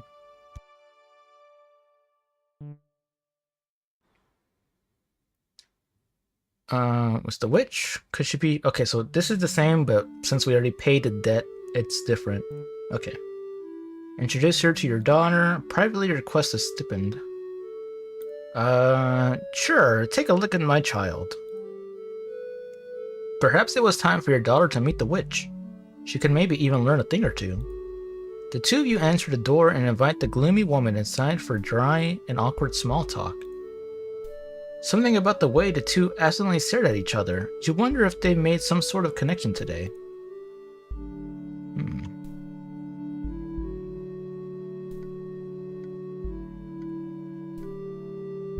So this is the turtle one.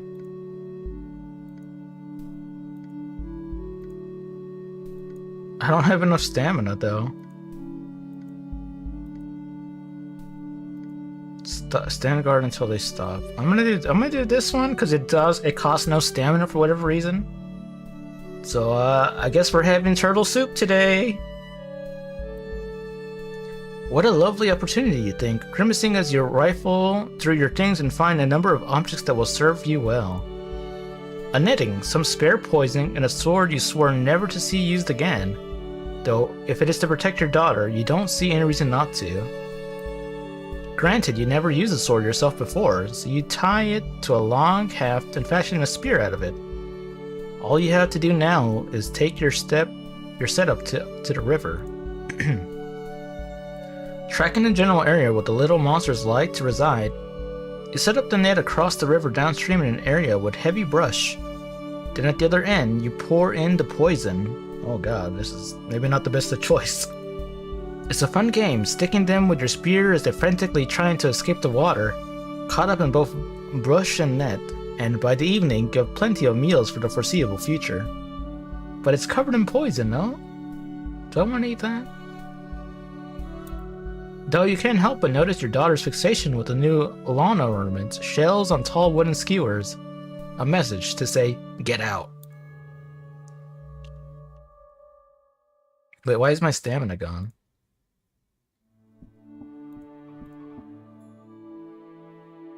Your daughter has changed into the night, or in the night.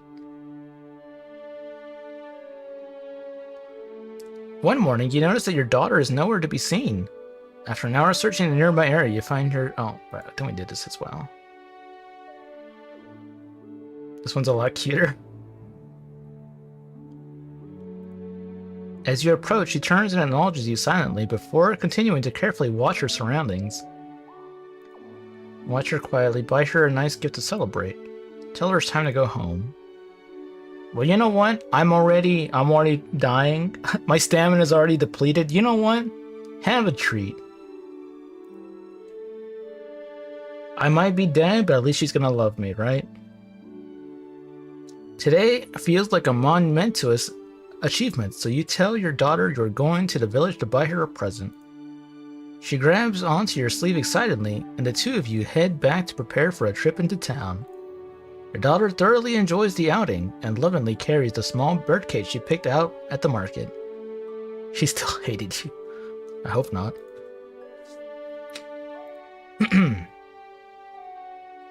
You haven't been taking very good care of yourself, and you find yourself so worn out that even leaving the house is a challenge. If you continue on without regard for your own stamina, you might very well die. You'll sleep when you're dead. Yeah, I need to not die. You'll be no use to your daughter in this state, so you decide to spend the day resting. Sitting in bed, you think about your daughter and all the tasks you'll get done tomorrow. You realize that you finished all your work for the week and have a whole day free. Take your daughter on a scenic hike. Take your daughter to see the Witch of the Woods. Teach your daughter some important lessons. Spend some time cleaning up. I don't know. Go see the witch. Maybe you'll get some crazy magic powers. You take your daughter to visit the witch once again, so she might learn a little more from her. The witch is happy to see you both and spends a pleasant evening with the two of you. It seems like she developed quite a fondness for the little mushroom girl. Maybe the witch could consider the both of you like family. Turns into a kaiju. That's fine. That's my little big girl. The decision being made, life continued. One night, you find yourself unable to sleep. Your thoughts are consumed by something foolish. Thoughts of Faye. Oh, here we go. Here we go. Daughter number 2. In particular, you contemplate your encounter with the one who called himself the Gambling Fairy. The bet that you seem to have won. Oh, Faye, it's your time to shine. He told you your daughter would be returned to you by the end of the summer, and temperatures have been dropping lately. We are already at stamina, and now you gotta spend twice as much. True. Well, maybe it's a younger daughter, and maybe my daughter can take care of her, you know? As though nature was toying with you, the lonesome daydreaming was interrupted suddenly by a cold gust of wind. However, you had left no door or window open. You jump out of bed to investigate, expecting that perhaps the girl was up to something that wasn't unlike her at all. After all, you find the front door open and you step into the night to investigate. From the edge of your vision, you see something approaching. You can hear a shrill, Faye voice in the back of your head. Here she is, recluse, have fun. Hold up one sec. I think I gotta change the colors. I think like the colors are messing with my eyeballs. Like staring at this background. Well, let me just close my eyes for a little bit. Stab it. We only need one daughter. What steps towards you from out of the shadow renders your brain useless. Like a pair of bonded sisters, you see your daughters before you, the younger girl clinging to her lost sibling as though they were one. They give you a smile, but you can give nothing in return. What? What's all this? Oh, I can't see it yet. Oh no. It's dark. You awake after a long and usually fulfilling rest. You're unsure of how you got here, but you know that you want out, so you begin to dig. It's like them twins in the hall. Yeah, we're The Shining. We're watching The Shining. After escaping what appears to be a small wooden box and pulling yourself up through the dirt, you find that you're in an area you recognize near the edge of the woods. You blink feebly, getting used to experiencing the world through a new set of senses. The recluse is surely worried about you, so after a few moments you hurry home. Something is different about how the recluse treats you when you return. They hold you tightly in a warm embrace, but suddenly talk about you leaving home makes you wonder if you upset them somehow. But faster than you could have ever anticipated, the two of you build your home together. The recluse shows you all the tricks they know, and make sure to impart as much knowledge as they possibly can. Finally, the day arrives, and you are officially on your own. You're scared, a little, but also excited. It feels like a new chapter is just beginning for you. Loving parent, a girl on her own. Cordyceps? Oh no, we made cordyceps! You know, has anyone has anyone played The Last of Us before? Well, you know, don't worry about it.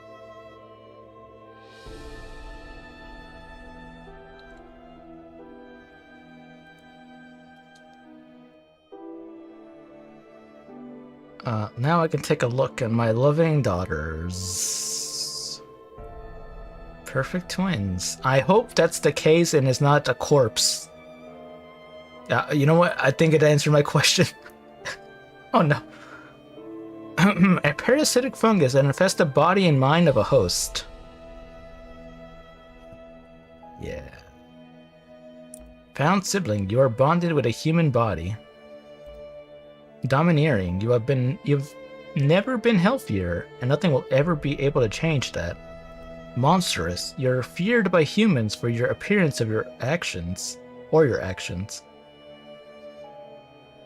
Who's my little monster girl mushroom who kills people? Hey, I didn't do it. It was the fairy, you know? I didn't do it. Instantly feared. And yeah, it's don't worry about it.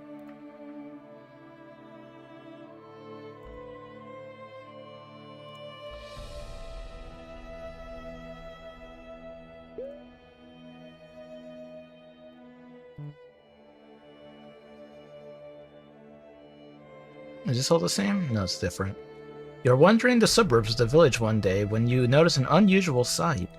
Before you is a collective of 5 or 6 young humans, crowded together in a circle.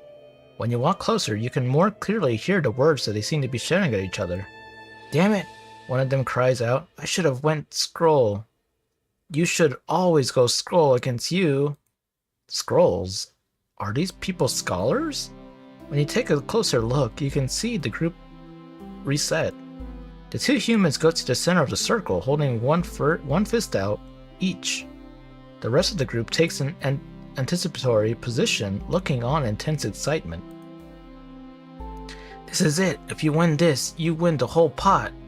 One of the onlookers was speaking closely to one competitor. How intriguing. A pot? A prized pot? You only have boring old regular pot. A prize pot would be quite the upgrade. You thought so. I should always go scroll against you. Instantly RPS. It is rock, paper, scissors. In fact, you can see it from here, an ornate box near the edge of the group. You want the pot. How do you try to get it? Joined the competition last minute. There's only humans, scared them away from the prize. This can't be legal. Report them to the authorities.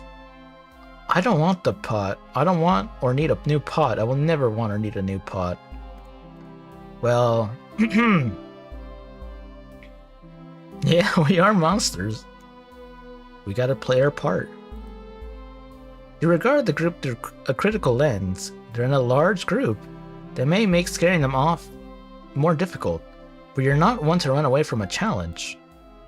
After creating a bit of a distance between you and the mob of humans, you take some time to scheme up a plan. You can't just run in there screaming to scare them. People, when in a pack, are more likely to turn to fight as an answer to fear. You don't want that. You want them to run. Therefore, this is going to involve some mind games, as most good scares should. After arriving at a concept, your preparations are quick.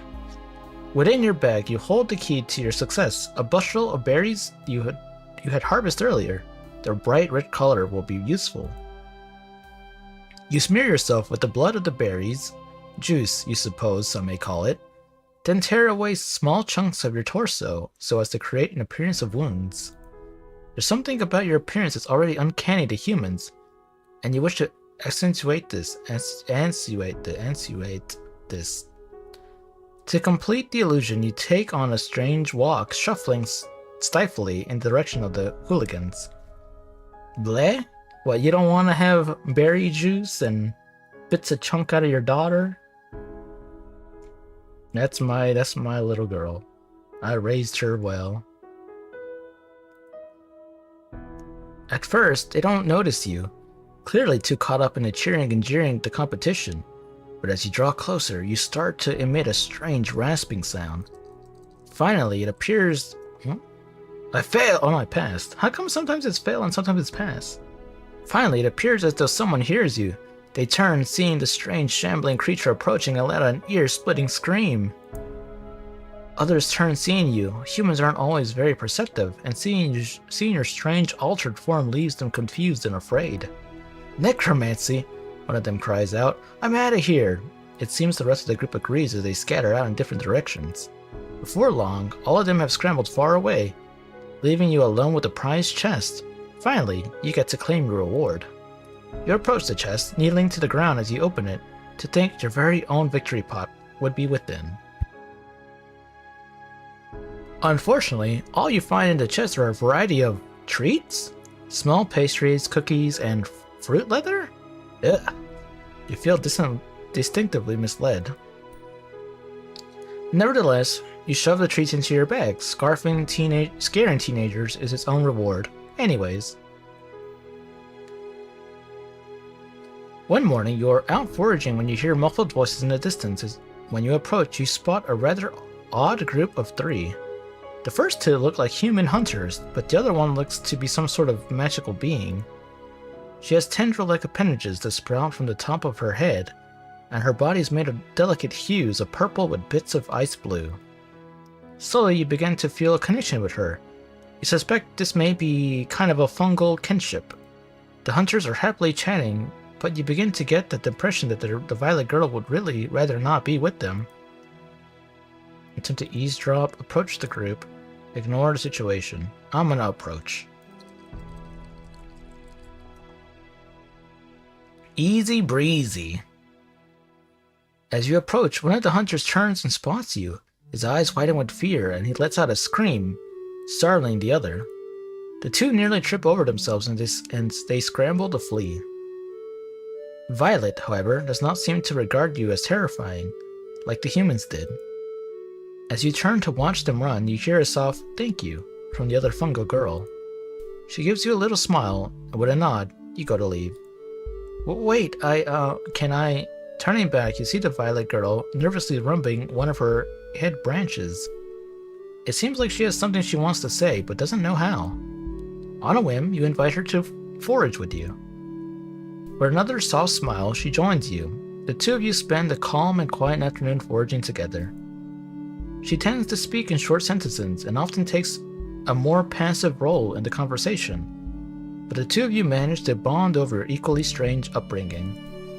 When it comes time to go your separate ways, she thanks you again. I hope I get to see you again, Amantia. Triplets? I mean, technically I probably can, right? I can fuse with more corpses or jump from one to the other. While tending your home, you begin to feel an otherworldly pull towards the forest.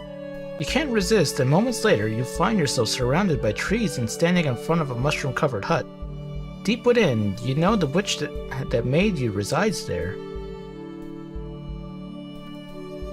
Enter the hut with the hopes of learning some magic. Enter the hut cautiously and treat her as a stranger. Enter the hut and greet the witch as her daughter. Force yourself to turn tail around and quickly head home. I want magic. Give me some cool magic. You enter the hut and bow respectfully, addressing the witch as you would an apprentice to a master. She accepts your want for knowledge and begins tutoring you. Time moves strangely in these woods, and you are unsure how long you read scrolls and practice channeling. By the time you leave through, though, you find you've gained slight control over your magical potential. Witchling, is that what it said?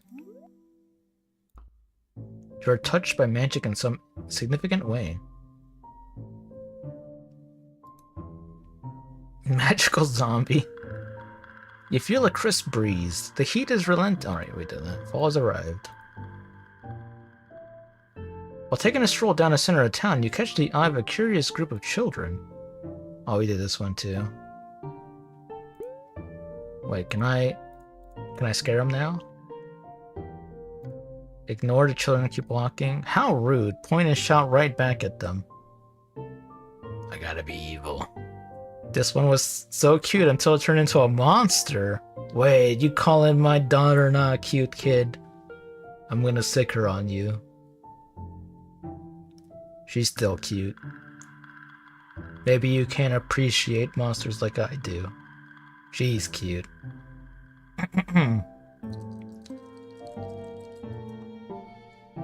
Fail. See, now it's fail. It was passed last time. You try to think of a witty comeback, but instead you just start to stutter and blurt out, "No, you." The kids all giggle and start calling you things like dumb, mushy. You're not exactly sure what you did to earn all this, but you find yourself regretting it. After a defeated moment of trying to defend yourself, you head home, your ego a little bruised. More reason to hate the humans and kill them. I mean, while walking down a heavily wooded path, you notice a disheveled woman slumped mournfully against the base of a tree.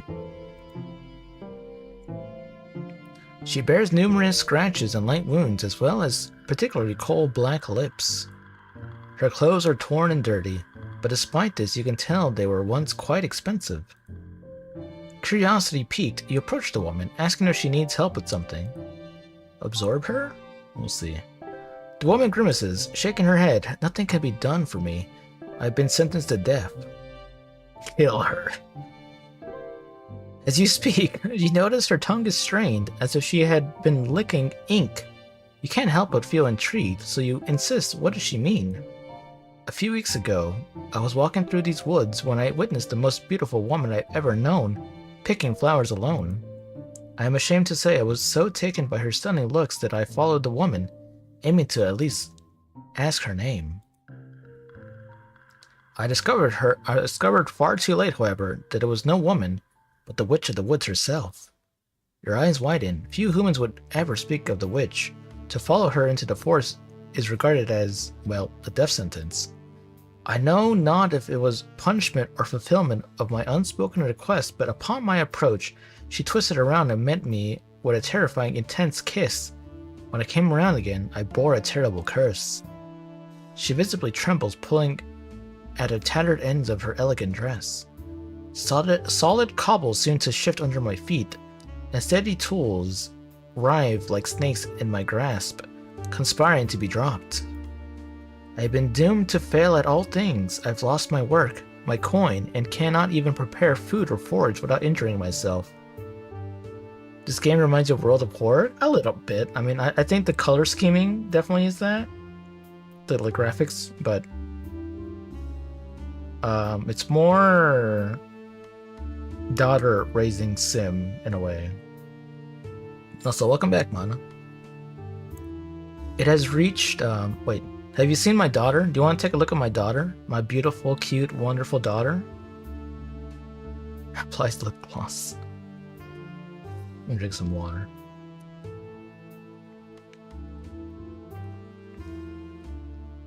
Here, have a look. Isn't she the most beautiful, cute daughter ever? Don't worry about the description. So cute. I know, right? Beautiful. Yeah. Definitely not the corpse of some random girl and a mushroom on top. The one on top, yes. Both of them. I got two daughters, you see? Yeah.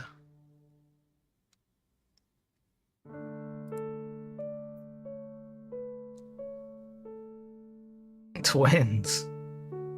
Yeah. At least I don't think she's dead, right?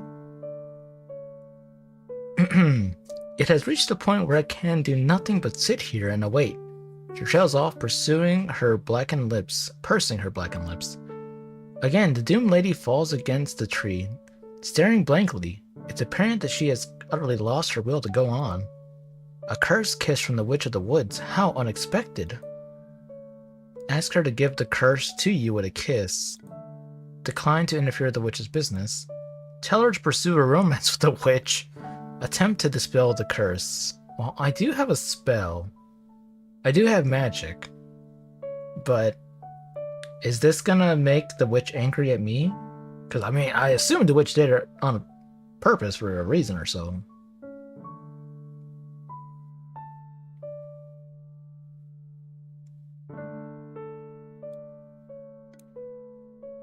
Tell her to pursue romance with the witch. I mean, that's what I would do. No, I don't want to kiss. I'm good. I don't want to die. I'm already having a host. I don't need another one. Should I try to dispel it?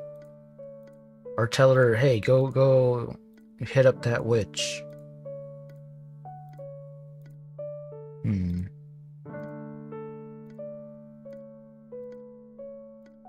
I kind of want to use my magic because I have it, but again, I feel like it's going to make the witch upset if I do. Spell? Alright, we'll try. You tell the woman that you're a witchling yourself. Dispelling a little curse like this should be no problem for you. Very well. Please, go ahead then. She seems somewhat hopeful? Really hope you know what you're talking about. Closing your eyes, you pull at the strings of magical effluvia clinging to the woman, untangling the curse from her essence. However, each time your spell pulls away at the curse, you find it impossibly tangled, intermittently snagged and woven, layer upon layer. The witch has you beat. This curse is something beyond your current understanding of magic, the domain of witches, not witchlings. You take a moment to compose yourself, a little bit embarrassed by how drained you are by the effort. When you finally open your eyes, the woman is still smiling at you. She's a nasty one, isn't she? She gives you a knowing wink. Thank you for trying, though. Really, perhaps my burden feels a little lighter now. Should I kiss or transfer my emotions? No. I don't want to have a curse on me. You aren't sure if she means it, but at least she isn't angry. Maybe you'll visit her again sometime, if only to learn something more of the Witch of the Woods and her strange magic. Walking through the forest one day, you think to take a path yet untraveled. The road you follow is old. Well, I've seen this one, right? Yeah. Wait. If I'm a student of the witch, I assume I'm educated? Or I can read? I'm not illiterate, right? Maybe this time I can actually read the statue. Let's see. I lack the ability to read. How can I learn magic and not know how to read? How does that work? I thought I was reading books and scrolls and all that kinds of stuff. Apparently not.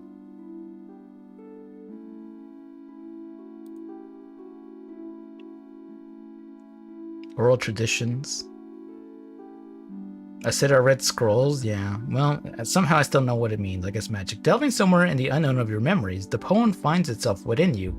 It reads, Sister, lost in time's dark tarry, may your slumber deep unweary, and your dreaming evermore.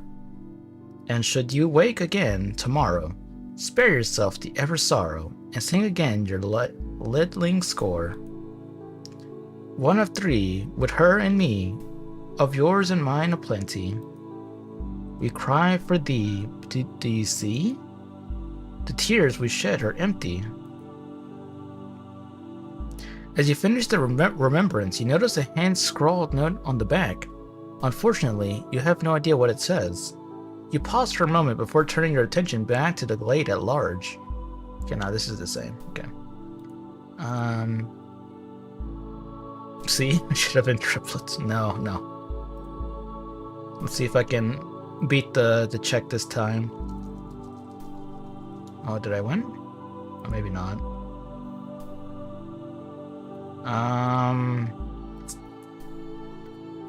Take on a dangerous quest. I have a robustness of 35. I don't even know what the other things are. How do I check what my stats do? Oh, I just click it. Dampness, increased by a good soak or by melancholic moment. This stat indicates how wet and slimy her body is, but also murkiness of the soul. Mycelium, increased by the right nutrients or by things that nourish the soul. This stat is associated with how generally healthy she is, and yet it could also be a persistent optimism. Robustness. Increased by ideal growing conditions or by a loving presence. This stat is associated with her physical strength, but could also be a strength of character. Potency. Increased by a titillating meal or by titillating danger. This stat is tied to the strength of her mushroom type or her ability to perform in stressful situations. Humanity. Increased by socialization or by doing the right thing. This stat is how good of a person she is, literally and metaphorically. Well, I don't have a lot of robustness, but I have a lot of mycelium, so am I tanky? Am I squishy? I don't know.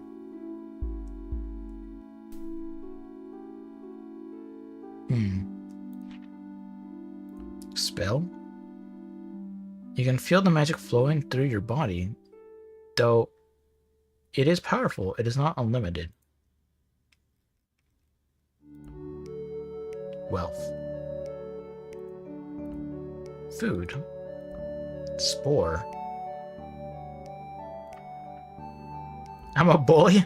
You're known to be mean to children. Don't worry about that. Mystic Bond. You develop some rapport with your creator, the Witch of the Woods. Mystic Connection. Your bond with the witch has been deepened. Loving parent. The recluse will always live in your heart, and for the time being, next door.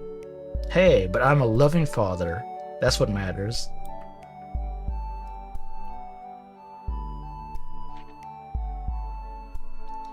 I don't think I want to do that. How about I go on a quest? And next door, yeah, I live right over there. I'm gonna take a dangerous quest. I think I'll be fine. Maybe? Possibly? In your travels, you have been told of some particularly challenging quests, possible test of your merit. But the potential opportunities for glory you've heard, you decide to slay a terrible beast, hunt the Witch of the Woods. I don't want to do that. Actually, don't do a quest.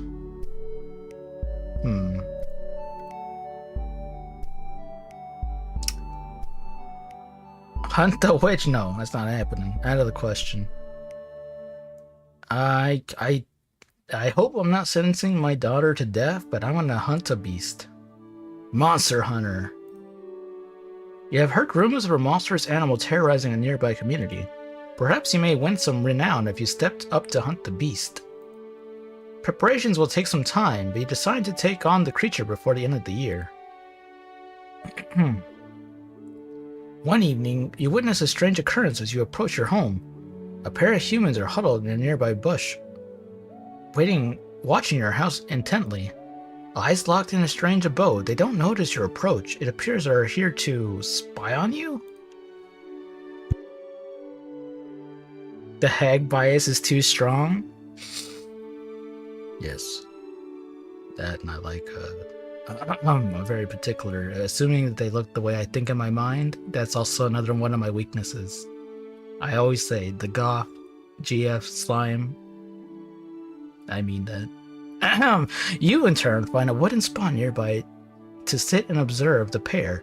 They don't appear to be armed, but carry large oblong packs and travel gear. How strange. They did say the witch had pretty unmatched beauty. Also, she gives out free kisses. Yeah. After several minutes of observation, you consider what to do about the humans. Try to scare them. Just walk up and greet them. Wait for them. I'm gonna scare them. Ooga booga booga. I failed. Damn. Whatever these humans are up to, it can't be good if they're skulking around your home. You decide to chase them off by giving them a little scare. You find a convenient path that approaches to the lookout bush. Keeping close to the tree line when snap, a snare triggers underfoot. With a yelp, you're suddenly yanked to the ground, and the humans jump to attention. Miss! Suddenly, Miss! Yep. and the humans jump to attention, suddenly approaching you. They appear to be academics of some sort. Ow, my head. Thank you. Incredible, one exclaims. How did your buffet go? It actually worked. They observe the shoddy trap in disbelief. Doubts begin to set in. This trap shouldn't have worked. You return. Welcome. No, this is a trick, the other researcher says in a hushed voice. Leave it before the witch begins her hut. The first researcher pales at the thought. They exchange more fearful whispers, glancing around at the trees as they gather their things. Within minutes, they are gone, and you are left lying there awkwardly with one leg in the air. Whatever they were here for, their fear of the witch got the better of them. You have plenty of time to consider the strange encounter as you free yourself from their makeshift trap. What strange humans.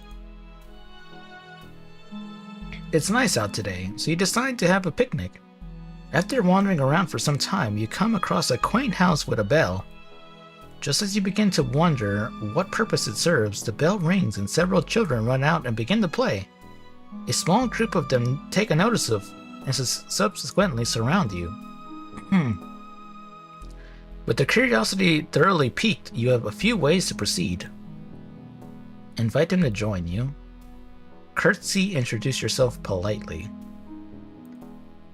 I don't have humanity, but I do have potency. So I guess I'll do this. Yeah, join me. In what way? Don't worry about that smile. Just join me. Join me. 1? I'll be damned.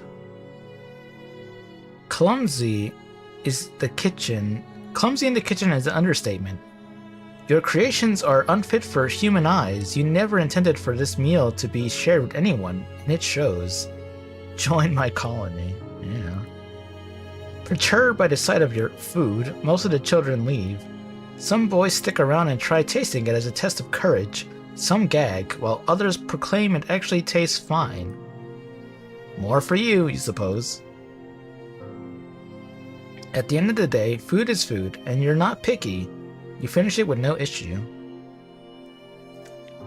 You took 2 trays of the food they have left back, though you forgot to take photos while the food were still in the trays. Don't worry not, you have photos from previous visits. That's fair enough, it's still good. Glad you had a great time.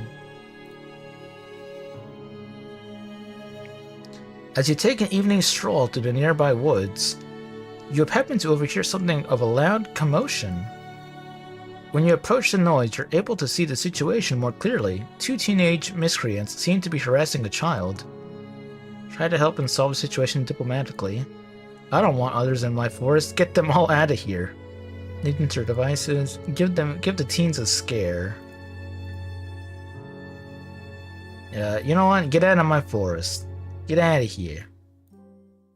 You don't care about these petty human matters. You only care for keeping your forest clear of any annoyances.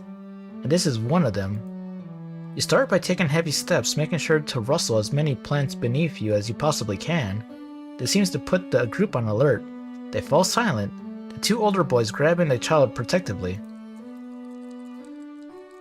And I keep failing. Why is it failing? This game has it out for me. Shrek the colony shroom. We should go, you overhear one say. You're missing your chance. You leap out from the ferns, letting out a guttural howl. As you do, droplets of spit fly from your mouth, covering the small group. After a moment of tense silence, the entire group falls into a fit of furious laughter. You appear to have broken up whatever bullying that had been happening, but unfortunately you find that you have a hard time caring. You walk away, slightly embarrassed. I mean, they're not scared of this? That's, I guess, good? I don't know. Today, in the dead of winter, all things in the forest lie still. Even so, you are on a hunt. I'm gonna die, I bet. You have heard rumors of a terrible beast that hunts these woods. Throughout the winter, when all else is quiet, it turns its appetite to the nearby villagers. So you have taken it upon yourself to hunt the beast. perhaps winning renown among those who spend the winter months in fear. Approaching the section of forest the creature had been sighted, and most recently, you carefully consider your options. Search for signs of the beast. Call out, making your presence known. Well, I definitely want to use this one. Pass? See, now it's pass. Other times it's fail. I don't get it. You carefully search the area, making sure not to disturb your surroundings or attract attention. Sparse animal tracks, broken twigs. Ah, but there, a set of deep tracks wind their way around a clearing, fresh. The snow is too loose to determine what made them, but a huge animal is definitely on the prowl. Maybe there's hidden smaller numbers? Yeah, RNG on top of RNG. The mycelium on the back of your neck stands up, registering the sound of a low growl, but before you even notice it, the beast is here, now. Like 5.8 or 5.3, could be. The beast approaches you brazenly, a haggard wolf, eyes burning with ravenous hunger. Standing near, as tall as you, its iron dews show prominently under its leaf frame an aging gray pelt.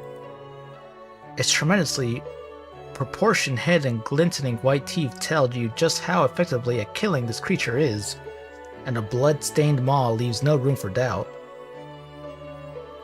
On the way back, you decided to test your phone's camera, and the night mode sure surprised you. I mean, phone cameras are pretty good these days, I'd say. This is the monster the villagers speak of, a terrible man-eating beast. You tighten your grip on your trusty knife. Wait, trusty knife? I thought I learned magic! Sealing your nerves, hesitation here may spell death. Wait for the wolf to act. Charge the beast. I guess I charge. You rush forward. I fail. Well, goodbye, child. You rush forward brazenly with your knife in hand, but the massive wolf outmaneuvers you, agilely circling around to lash at your side. The wolf bites at your arm, the massive teeth leaving a gash as you pull away desperately. F indeed. Twisting away from the wolf, you catch a glimpse of something in the trees, a second darker colored wolf joining the hunt. The two massive wolves circle the clearing, having to corner their prey. Push one into the bushes, attempt to slay them both, cut your losses and abscond. I mean, again, I have so much of this stat, I have to use it.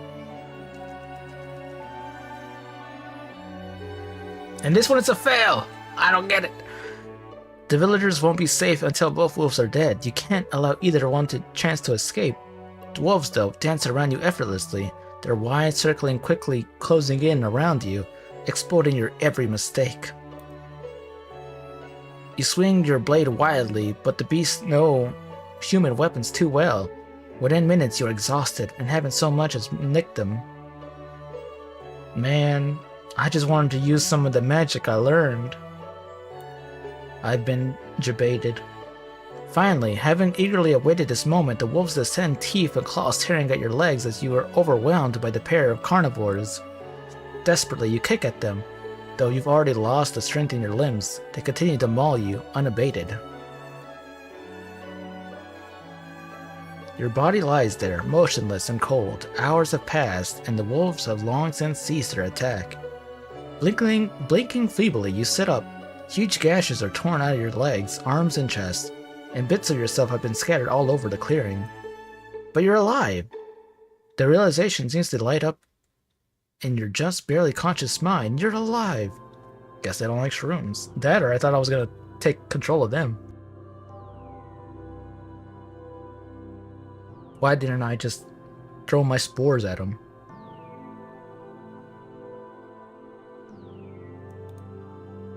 Thank goodness you aren't made of meat. I mean, I'm half meat, aren't I?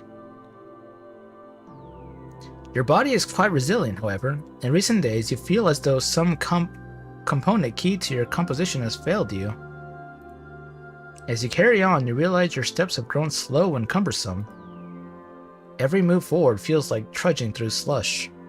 And before you can even think to look down at your legs, a distinct weakness overtakes you. Your chest feels hollow, your neck feels slack, your eyes trail downward, and where they should land at your feet, there's only a foamy, disintegrating mass. For a second, you think to panic, but you don't seem to have the energy for it anymore. All the energy you have left is being returned to the earth. And as the last of your cap dissolves into the ground, a moment of calm washes over your psyche. Perhaps it's the release of death, or the beating heart of the cycle of life born anew.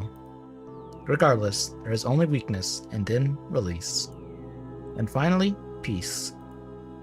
Can't keep it together. Too drained to panic. Yep, well, your body can no longer contain itself. That's fine. Maybe it's for the best that my monster eating, or not monster eating, but human eating mushroom child also returns to the earth. Cool game. Although I was debated, damn it. I was like, oh, I got spells. It even says I have spells. Spells. It says I even have a way to enhance my spells. Empower spells. I'm like, oh, I'm gonna go and shoot some magic missiles at them. No, charge in with a knife. I was debated.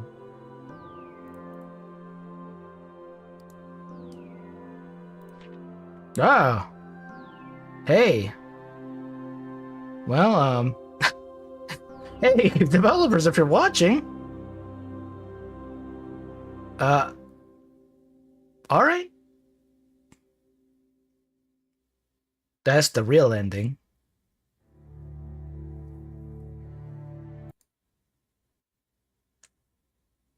That's the real ending.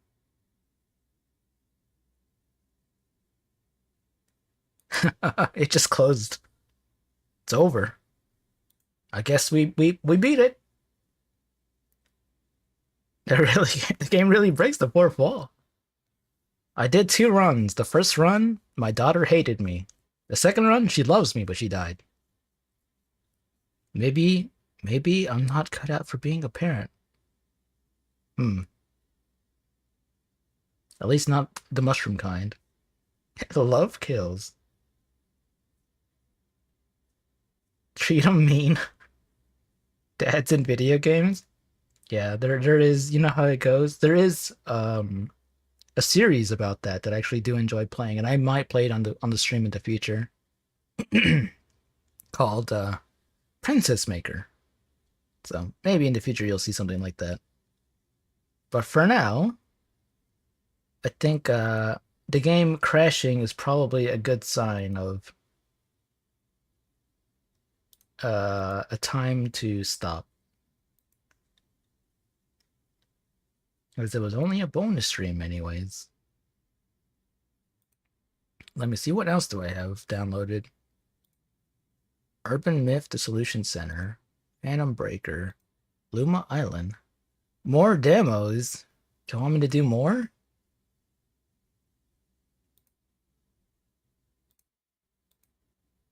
I guess I could. More or stop? You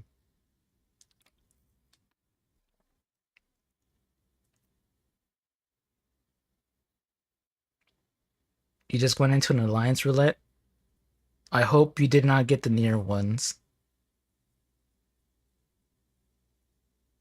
I hate those. I think you're a big fan of Nier, right? Which we might have different opinions, but I absolutely hate the Nier raids so much. They take forever. All the bosses have too much HP. I just don't like them. I don't like them at all. You don't have to continue. One of your favorite games is a demo now. Well, you got Algalia. That's a good one. I like those. Fate? What's Fate?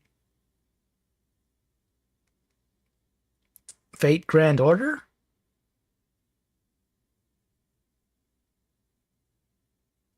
Fate the game. Reawaken. Well, here, I'm gonna open this up. I probably won't play too much, but I kind of want to check it out real quick. You're griefing. You're a scholar, but you haven't used it in ages. You want to hear some real grief mana? My scholar is level 100 because, you know, scholar levels up with summoner. But my scholar does not have any abilities past level 50. I never went back to do the quest because, like, I hate scholar. I hate shield healers. So if I ever swap to scholar, I'm just gonna have like half of my kit is just gone. There is no kit. Oh, let me change the capture. Where is it? Oi, oi, game, stop it. Stop. Let me change the volume real quick.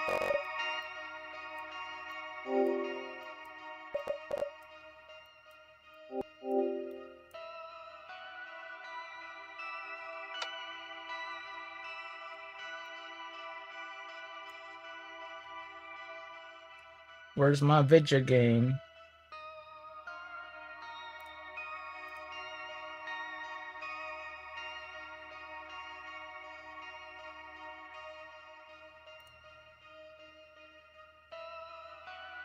Wow, why is this one big?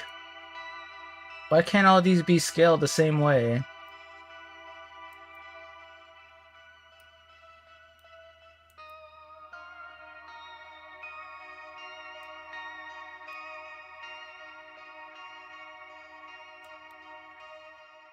Oh, this one doesn't scale nicely. Well, that kind of works. Urban Myth Dissolution Center. I'm gonna check it out for just a little bit. This is a work of fiction. All organizations, businesses, and characters in this book are fictitious. Any resemblance... Okay.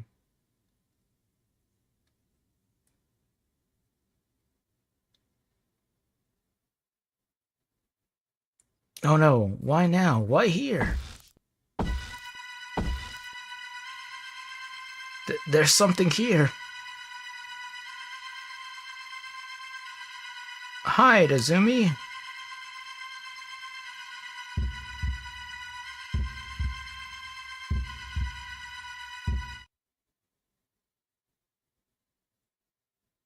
They got. They got.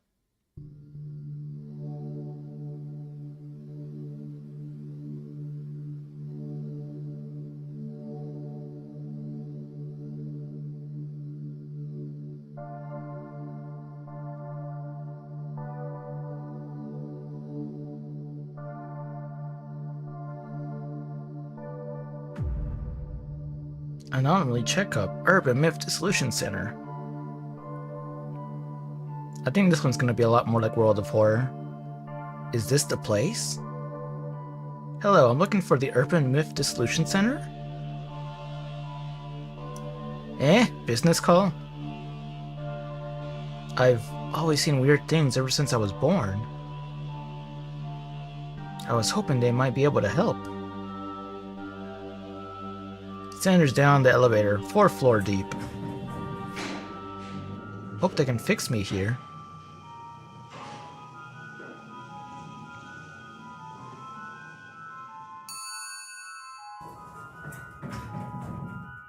The outside calls, alrighty, see ya, kid. Hello? Ah, I see, you saw our poster while shopping and came here seeking our help. And you have a problem you'd want to solve as soon as possible. Also, I can't, it's just going automatically. I wish I could stop. But see ya, kid, hope you have a good rest of your day. Your gaze is focused somewhere just behind me. You see it, don't you? Miss Azumi Fukurai. That's me, but how do you know my... I too happen to see as you do. Thanks to this strange power. Who am I, you wonder? Ayumu Megurai, Center Director. Megoria? Megoria. First, let us identify what you are seeing. Identify? These might help clear things up.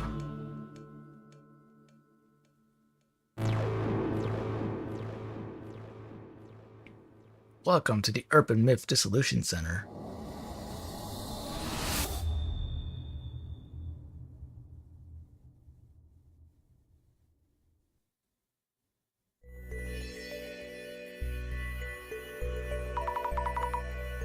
But what are these glasses? The ghost behind you suddenly looks a lot more clear. As I said, they help you focus. Now, Miss Azami, about the things you are seeing. They're different from ghosts, as in spirits of deceased individuals. They're not ghosts? Indeed, you might call it clairvoyance. Vestiges of persons and objects that existed are retained everywhere. You are probably visualizing them in some way. I see? Simply put, you can see people and things that were there before. But seeing them better isn't really helping. You see them in focus by wearing those special glasses. This proves that your power is indeed clairvoyance. And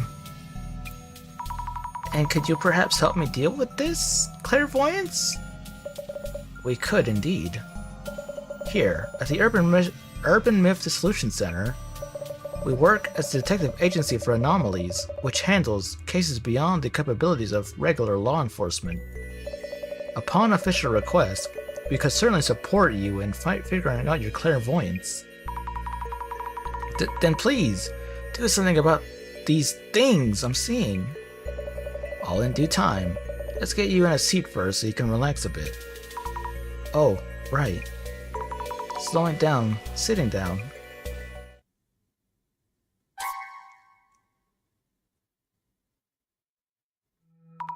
Ow!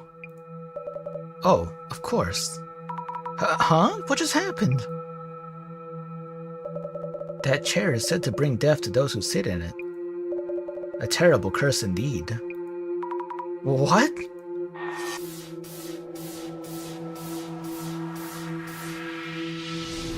Cursed chair. I had placed it before. I placed it there for research. How careless of me. So what happens now? You sat in it, so you either figure things out or just die. Let us undo the curse that just hit you. Yes, please. I believe I kept the research file on this chair somewhere. With my limited mobility, it may take too long for me to get to it. We're looking for a research file? Then I won't die, right? I'll look for it and find it. I'm powerless to assist you, as you can see, but the file should be in this very room. Let me know when you find it. Understood. File coming right up.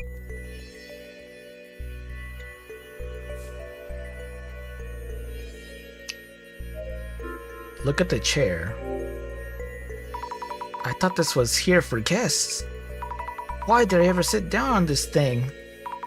And why leave such a terrifying thing lying around anyway?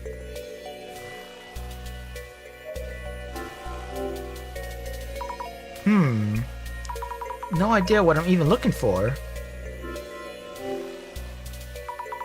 Kunio Janegira, Kumagusu Minakata, Shinobu Orikuchi, Shigeru Mizuki, Folklore Studies.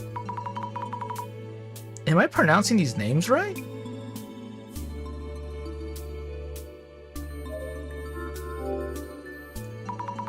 The Legacy of Miss Ripper.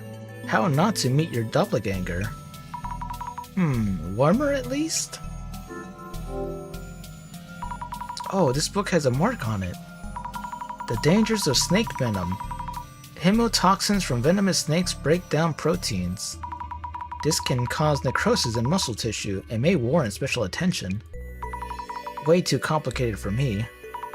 But it's unrelated to urban myths. Why is this book even here?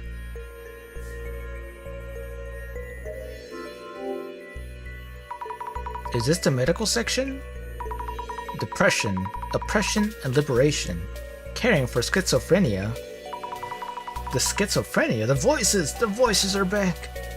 Sounds complicated. Maybe somewhere else? Shaping your happiness.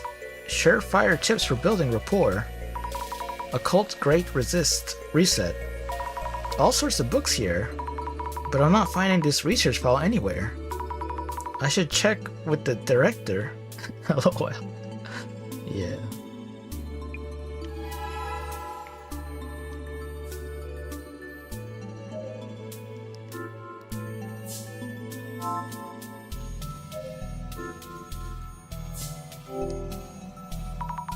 The bookshelves are full of occultish titles, but I can't seem to find the file. I see. In that case, I suggest you put on the glasses I handed you earlier and try again. But when I wore those glasses earlier, I kinda saw ghosts even more than before. It's unfortunate that I no longer remember where I placed that file. I suppose I'll have to try searching myself. Let's hope we won't be too late. Wait, what happens to me if we are too late? I'll put the glasses on. I'll find the file with clairvoyance and all that.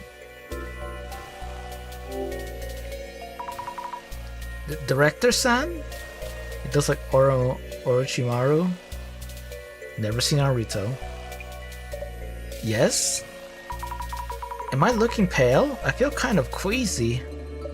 Considering this room is rather dark, you look heavily pale. Glasses. Snake Eye? Yeah, I know the name and I know the like what the character is, but since I've never seen it, I don't have a mental image. Here goes. Eep! I'm definitely seeing this. This place has ghosts too, or rather, people and things that were here before, or something. They used to be vague shapes, but now I see them much more clearly. I'm shaking, but I might find something near the shadow, right? Right? Now or never. There's a flickery ghost touching one of the books. Some papers are stuck inside. Could this be the research file? I should show it to the director.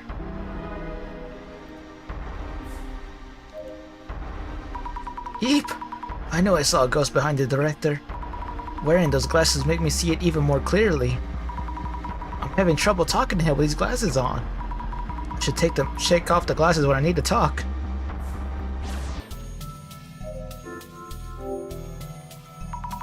I think this is this one. Ah, fantastic. Your power is indeed similar to mine. You have the power to see it all. So I'm saved now. How do you undo the curse? I don't know. Huh? The file didn't mention anything about uncursing, only that those afflicted by the curse would all suffer from lower body necrosis. Necrosis? What is that? Simply put, they rot away. Rot away?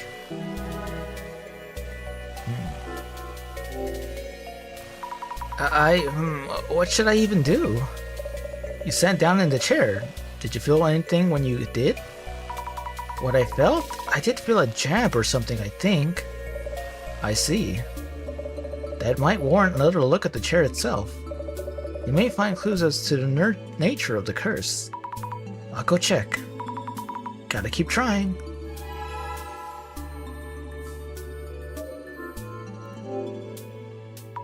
I felt a jab when I sat down. This chair is old. Some parts have splinters sticking out.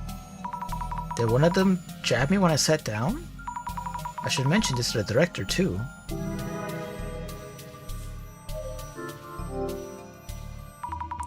When I sat in this chair, I felt a jab on my behind. Though it's an old chair, so probably just a splinter or something. I see. But that's not really worth mentioning, is it? Sorry. Will I die from this curse? No need for such distress. Why not savor this rare moment? How could I possibly? Miss Azami, let's try to think of a hypothesis. A hypothesis? Randomly collected information is rarely substantial merit in itself. What kind of information have you gathered? Let me see. Previously, cursed people rotted away from their lower bodies. I was jabbed in the bum by a splinter. Oh my, I honestly have no clue. Compare potential explanations from those two pieces of information and focus on the most likely possibility. It's alright, you can do this. Compare possibilities from the collected information, focus on one. Not sure I understand, but I'll give it a thought.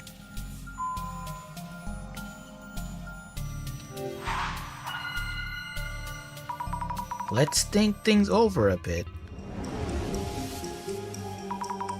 Ah yes, rough parenting style. Hey, if it works. But what should I think about and how? Jabbed by a splinter? Let me offer a hint to get you started. Learn how to do the thing or rot away. Yeah. Director-san? According to my research, victims who sat in the chair all rotted away from their lower bodies. Which means? People who sit down are cursed and their bodies start rotting. Or, oh, it's the other voice. Yes, however, you mentioned feeling something when you sat down. When I sat, I felt a jab from a splinter. That pain was real. Next, choose the most likely explanation from among the possibilities. We need to research a hypothesis. Are you sure it's not a virus? It probably is. Understood. Maybe there's a...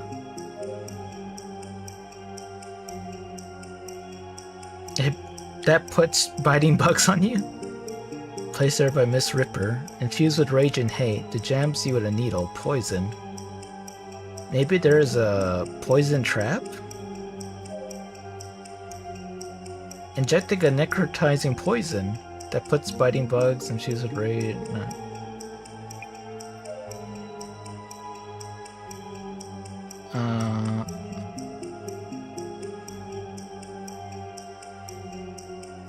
And a hidden compartment jabs you with a needle. Maybe there's a poison trap injecting a necrotizing poison that jabs you with a needle? Is this accurate? I think I got jabbed by something when I sat down. The director mentioned that people who sat in this chair rotted away starting from their lower bodies. Let me rethink this.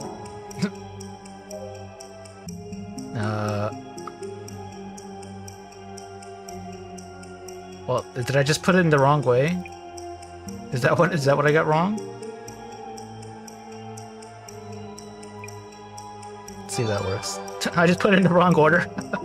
Fine, be like that. Maybe there's a poison trap that jabs you with a needle, injecting a necrotizing poison. That might mean if everyone rots away in the same way, maybe it is a poison. And maybe that pain I felt was a needle or something. I see. It seems you have a visible hypothesis.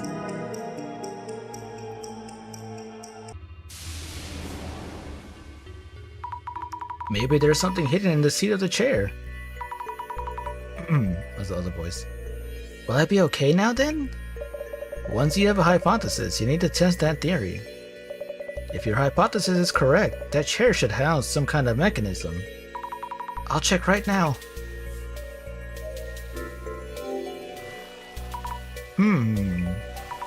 Hey, there's a lid-like thing under the seat part.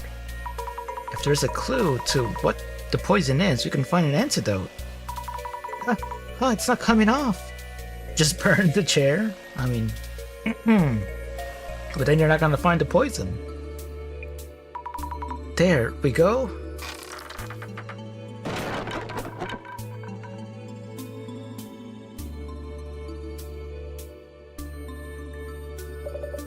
Miss Azami!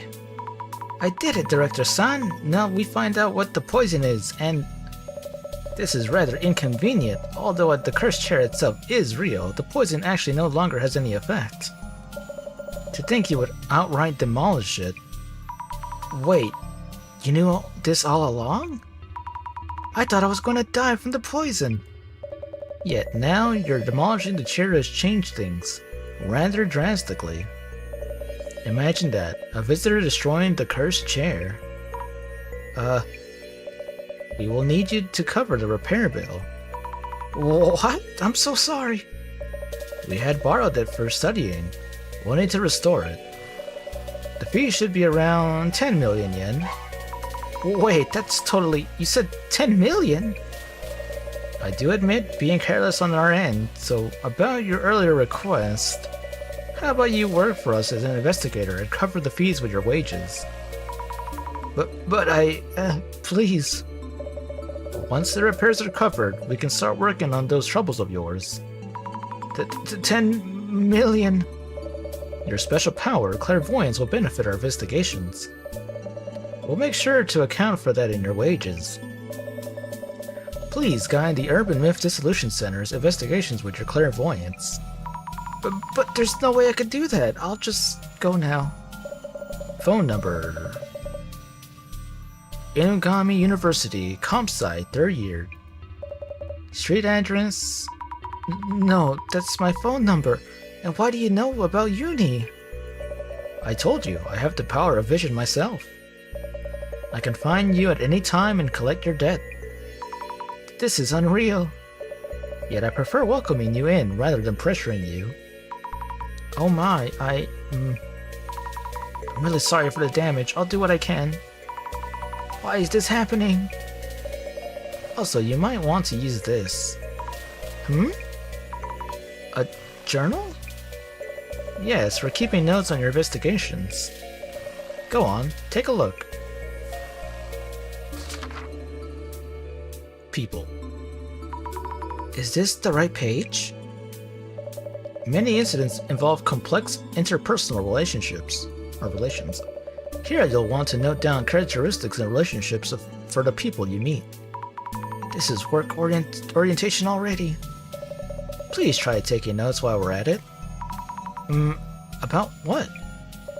How about notes on me to begin with? I see. The director's characteristics. Some kind of power similar to mine. What is it? Vision. Yes, his vision, a power that shows him everything. Because of that power, I somehow ended up working here. Cool.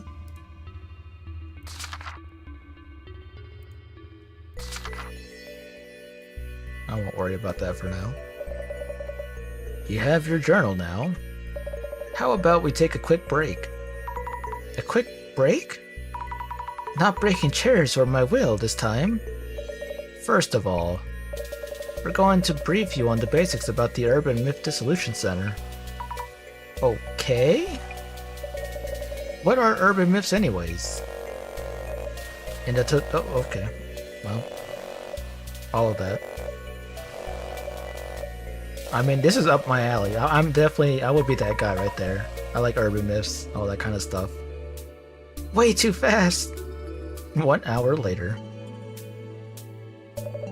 And that's just a quick overview. You should now have a minimal required knowledge to be able to process urban myth. Some of it's seared into my memory, like the passion in your eyes and voice. I'm glad to hear it.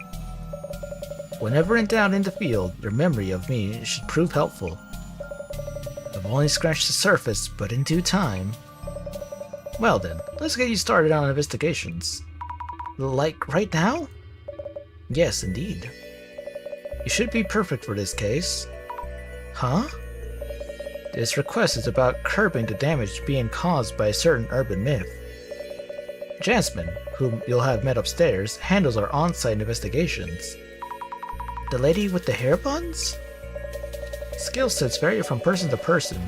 She tends to get bored with the finer details. You should be a much stronger match with the investigation's needs. Oh, okay. Kindly find Jasmine up top and ask her to brief you. She already has the overview for this case. I see. All set, Miss Azami? It's a pleasure to be working with you. Looking forward to paying back my dues.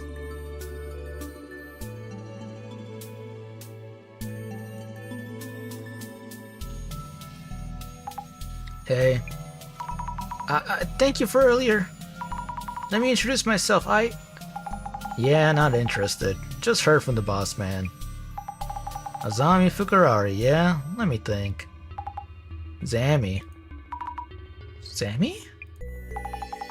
Yasumi Tomarigi. I go by Jasmine. Yasumi Jasmine. Get it? Yasumi Jasmine? I guess? What? Understood, Jasmine. You're an on-site investigator for urban myths, too.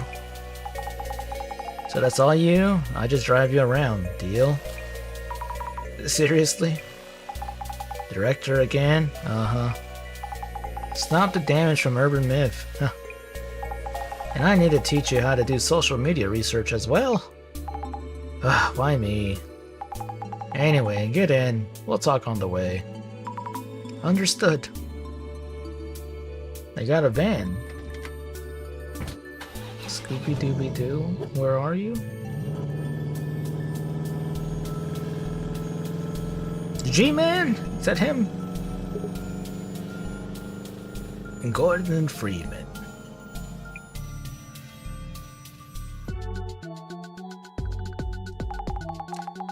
This is not in my job description.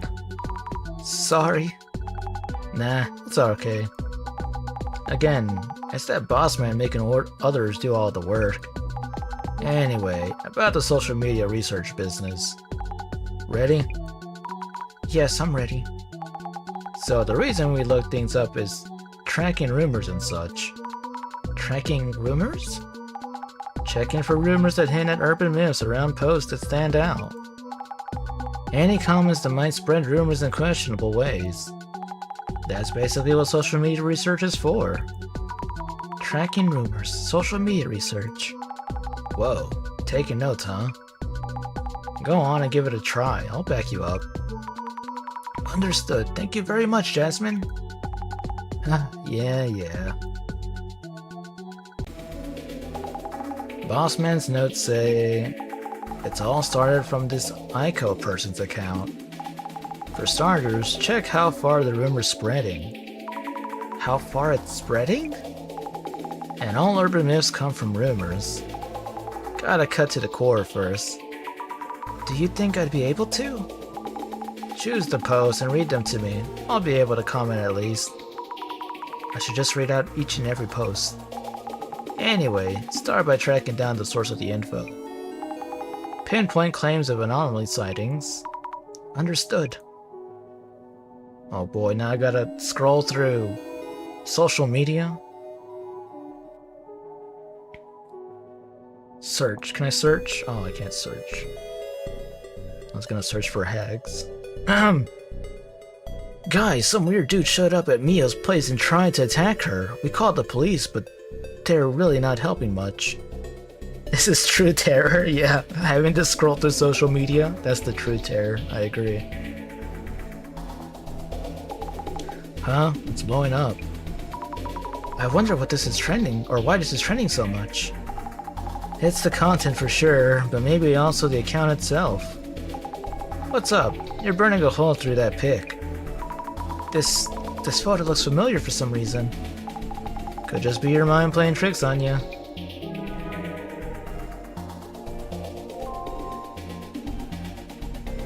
I was scared, but I managed to snap a pic. Jasmine, you should look at this. Would you look at that? Is that a ghost?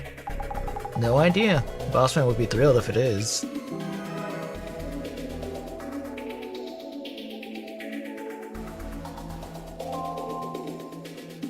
Who needs useless police? They don't understand what it's like to be a victim at all. Okay, we actually gotta read the comments of people. Oh no, this is the real horror. I don't want to read useless comments on Twitter.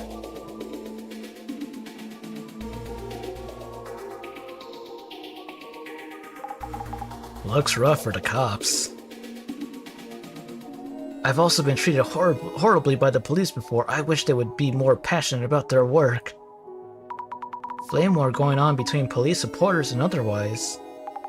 Not directly related, so just keep scrolling. Are you okay? You should call the authorities. A kind comment. Okay, maybe I should just find the actual one. This is just that influencer, Aiko, desperately chasing some clout. Is this all a setup? Who knows? A false report? Stop wasting police resources. If it's all a setup, yeah. The style is pretty nice? Yeah, it's pretty cool. Mucho texto, but I like the premise of it. But 2 mucho texto games means, excuse me, quite straining on my voice. Let's see.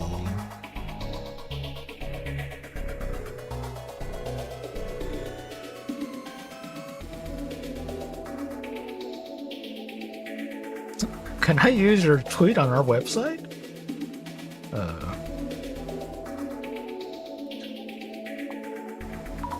I suppose it's scary either way. Gotta check on site.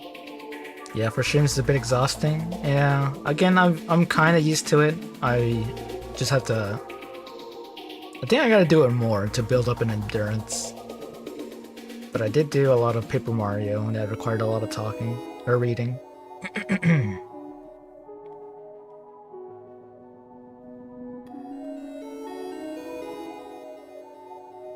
Like, can I just?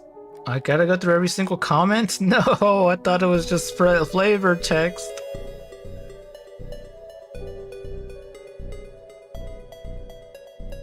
Is that a guy? That's horrible. Imagine if something like this showed up in my room. If it's got physical form, you can kick its ass. I like this girl. I like this girl a lot. That's exactly my thought. I'm like, hey, I don't even care if it's a ghost. I want to put up some hands. I'm gonna fight this ghost with my bare hands. I don't care. That's my way of thinking. That furry comment could be useful. I didn't see it. Let me go back down. Let's see.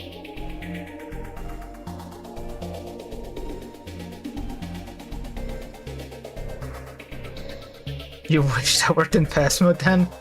I mean, you might see me trying to do something like that and I might die, but...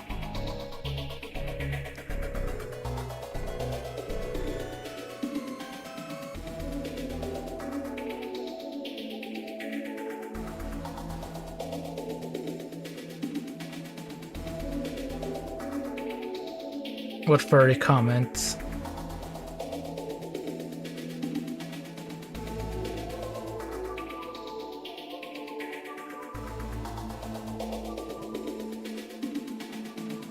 The last one? Don't think you can get the info out of me that easily. I would never tell Mio's places. Oh no, my hand slipped. Lol. You know, I didn't read that. I didn't read it. Mio? Could that be... You know her? She might be someone I know. Oh, hey! What? Cut out the sudden screams. Some of the letters seem to be moving, though I can't see clearly. Maybe I should look through the glasses. Hey, you were right, though. What's going on? The letters are popping out! Huh? Say what? The letters, Mio's place, are popping out of the screen. No idea what you mean. Is it because you want to search for Mio's place? Searching? Yes, good idea. Where and how would I do that? See the search box near the top? Pick the search terms from there. Yes. Recap time. Search around for keywords and important information. Pick the search terms from the search box. Also check new posts in the timeline to turn up from the searches. That's social research in a nutshell, okay? Okay, I'll try selecting the search keywords. Mio's place. Results found. Doxed. Hashtag dox, hashtag Shin Nakamachi, hashtag Mio, hashtag home. Oh no, I think this really is Mio's place. So it is your friends. I think so. Think so? It's not enough to go on.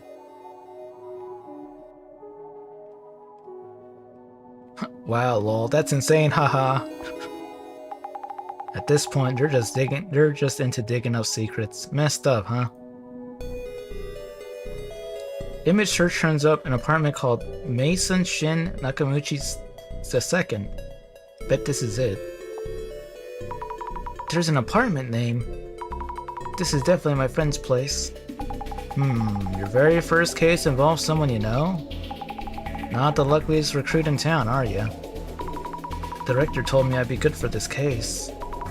That's why it was assigned to me?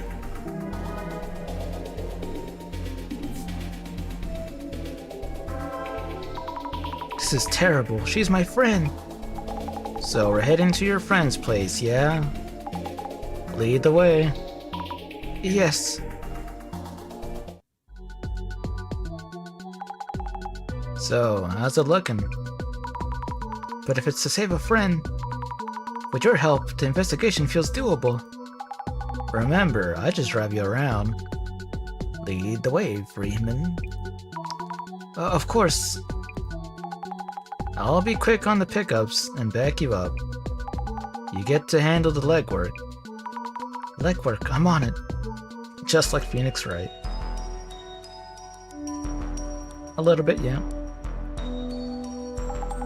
So this is the Donks Girl's place. First thing we need to do is identify which urban myth is involved in the case. Once it's identified, we'll know the cause and we can counter it. Identifying the urban myth first. So far, the anomaly is unknown. We don't know the motive either. So go say hi to those two and talk to them. Then check out the room and collect some info. Say hello first. And investigate the room. Noted.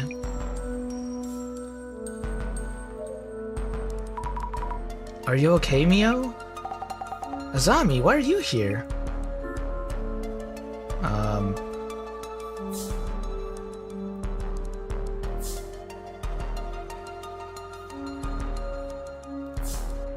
The reason for coming. After a certain turn of events, I'm working part-time at the Urban Myth Dissolution Center. I couldn't believe it when I heard you were the client. Same here. But why? The police didn't help you? They listened to me at the police station and came to check my room. But since nothing was stolen, they didn't find any leads. They did a quick search, then just left. That's terrible. So then you contacted the center? That's right. When I went to the police station, I saw a poster for the Urban Myth Dissolution Center. I thought if anyone, these special investigators might believe us. Oh, I saw the same poster. You investigate ghosts and such, right? Aiko-senpai saw something, that's for sure. Senpai? Not senpai? Typo? Listen, Azami, I really need your help.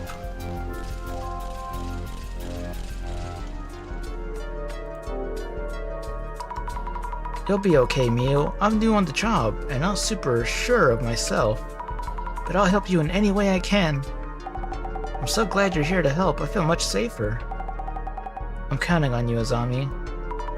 Yes, I'm on it. Mio, which faculty are you studying at again? I'm keeping notes on this case and would like to ask you a few questions. Yes, of course. Mio Sato, 23 years old, Inugami University, Human Sociology, 3rd year. The incident is trending online. Could you give me a rough idea of what happened? Okay, I'm still pretty confused though. You were busy just now, but you posted the photos. The last one is the morning photo. It's all good. I'll check in a second. Something suddenly appeared in my room. I didn't notice at first, but Aiko-senpai did. Now that you think, this reminds you of Ghost Trick? I'd never played Ghost Trick before. I should check it out. She helped me get out. Something suddenly appeared in your place. You locked the door, right? Yes, I'm always careful to check the door, so I'm sure. How could I get in? I'm so scared. Do you remember what that thing looked like? I don't know. We've rushed out of the room, but I've also felt like I was being watched for a while now. What? That's an old apartment, so something may be up. Azami, can I count on you to find out? Yes, I'll try. Okay, let me take a look. Whoa, that's a lot of picture. That's a lot of picture. It looks nice.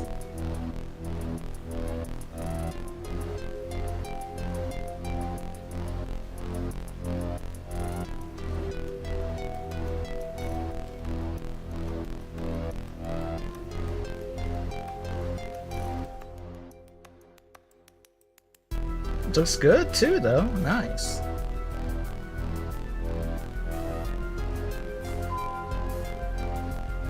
Wait, is that the exit? Observe. This is the unit bathroom. Go in. Oh, I can't go in. Okay.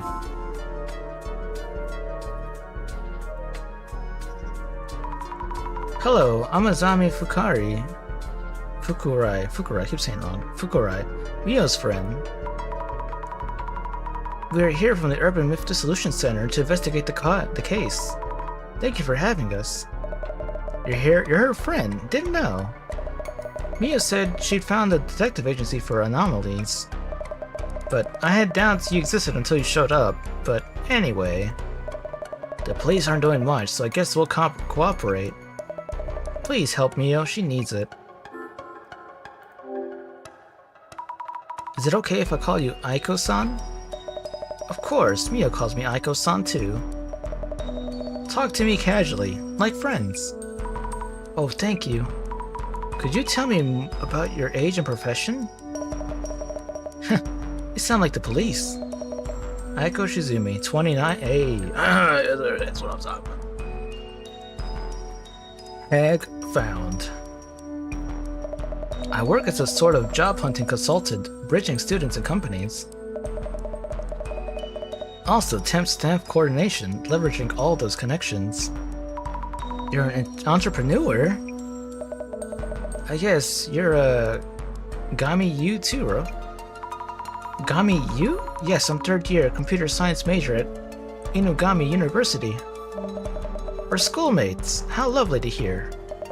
I think we'll have plenty to talk about. Yes. Can I ask you about your relationship with Mio? Mio's an Oki Sensei's human sociology seminar, right? I studied under Professor Oki too, so Mio's is my seminar kohai.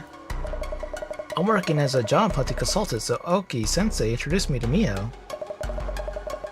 I've been helping her and we grew closer as friends. I see, that's why you knew each other. I'm happy to meet someone from my alma mater.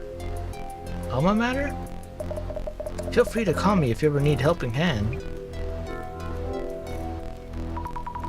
About this incident, please tell me what it was that you saw. Last night I was talking with Mio and lost track of the time. She agreed to let me stay over, so we set up cushions on the rug. You were going to sleep on the floor? Yes, it's Mio's home, so I wasn't going to steal her bed, was I? The moment we turned off the lights to sleep, I felt a presence in the room that wasn't us. The moment you turned the lights off? Were they hiding until then? I think Mia was still unaware at that point. Mia and I tried to leave the room without turning the lights back on. We made it out the door somehow. I told Mia to run to the police as there was someone in the room. Could you tell me in detail about what you saw in the room? In detail? Let me see. The time was just before midnight or so. I was so scared I didn't get a good look, but it didn't look human. When I was closing the door, this shadow loomed up as if from the floor. If we were a moment too late, I can't imagine where I'd be. A shadow that didn't look human. That shadow must be the anomaly then. But where did it appear from? That's still unclear. I should note this down too.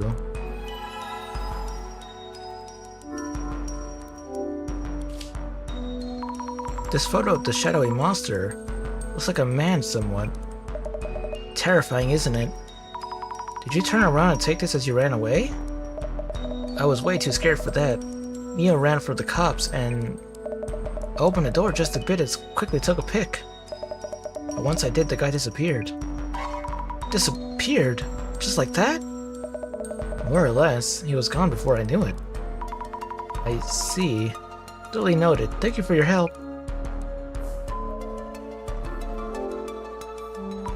Boxes of clothing and luggage, not much space. Maybe room for one person.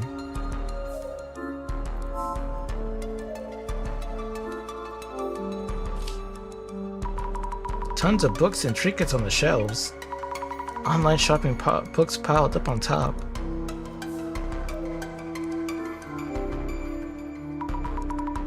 You can see the billboards from the buildings across the street, 4th floor here.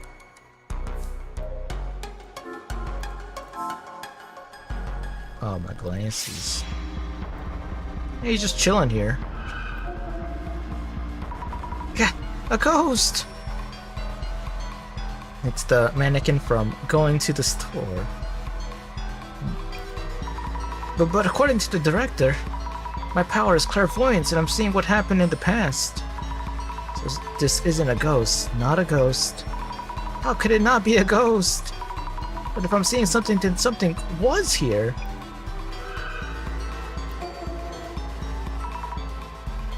Whoa. It's terrible. I feel like this shadow is watching me. I need to take a closer look. The shadow looks human. It's wearing something. A hoodie? Is it me? Uh-oh.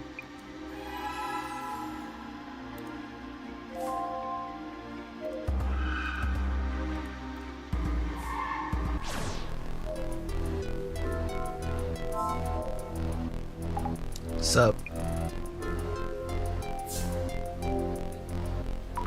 Jasmine, I'm seeing something that looks like a haunted spirit. What are those shadows that show up with the glasses? Don't see them, no way I know. It's scary because their forms are fuzzy. Fuzzy? I can see them, but not touch them. Aren't most monsters in urban myths kind of that way? A bit clearer than ghosts with ridiculous goals or messages. What are those things I'm seeing? Hey, don't ask me, you figure it out.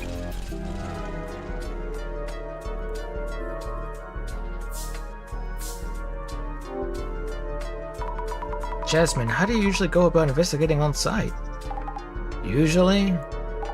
Ask those who encounter anomalies about what they saw and things like that.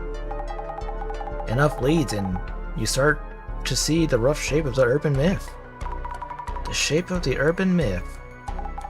Who saw what, when, and how, and all that. You start to get what the urban myth is about. And then you suddenly get a call from the boss man.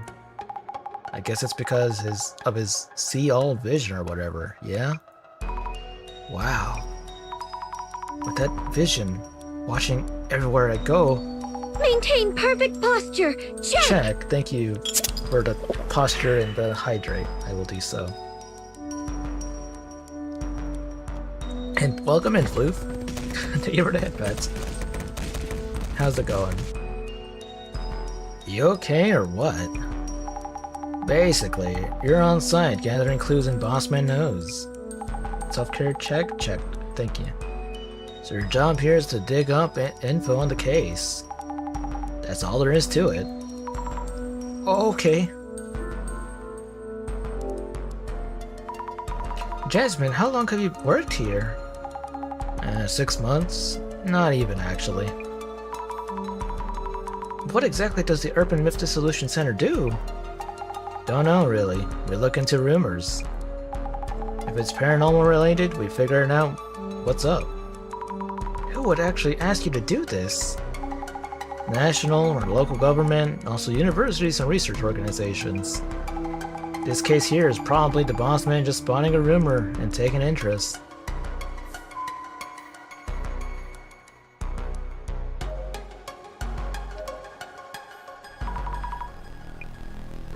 Okay, I can't talk to her. How are we all doing? I'm doing good, thanks for asking. I might be ending soon. I'm getting a little bit tired and I gotta go eat some food. But otherwise, it's going pretty nice and chill. You just got yourself some food and enjoying the day off? Hey, I love to hear it. Enjoy that day off and enjoy the food. Seen more useless public found pits? What do you mean, Alex? Perfect time as always. Well, you know, it's okay. Well, that's the thing. I don't normally stream on Saturdays, and I don't normally stream early. So it's kind of a double, not normal stuff for me. You should get started on cooking some rice. I have quite a bit of rice. More useless than a rumor checking agency? I see.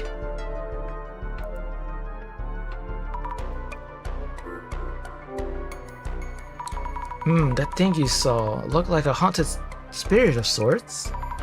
Blurry and all, but also tangible? Was it that kind of shadow? Huh? Sorry for the abrupt question. No, it's fine. I'm getting accused left and right of faking this to gain attention. I didn't think anyone would believe me. I thought so. That wasn't a trick of the light or a lie. The thing you saw, it was definitely in this room. I'm impressed. I hope you can solve this case for us. Yes. Let's see. Anything else I can do with this?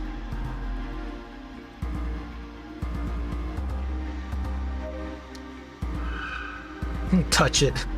Yeah, sure, why not? Ew, I can't seem to actually touch it. It feels so weird. What exactly is this shadow? I should think about it once we have more clues. I should note this too.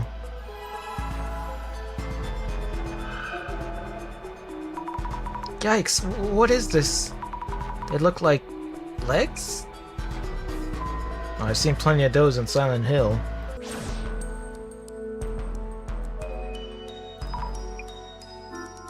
No, not you.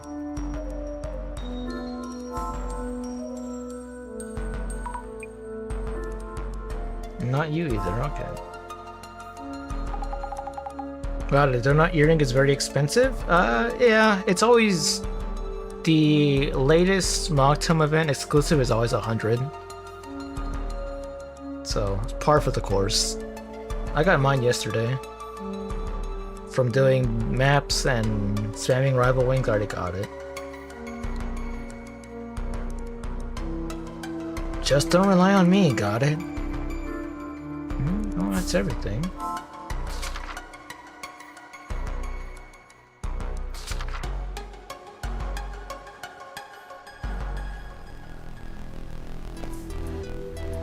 What? Yeah. Spam rival wings, mana.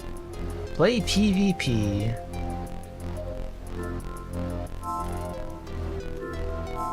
Maybe I'll look at the ghost again?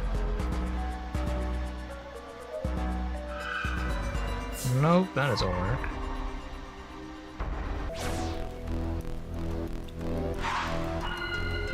Oh, I gotta click on this. Let's think things over for a bit. You have 7 now? It's a start.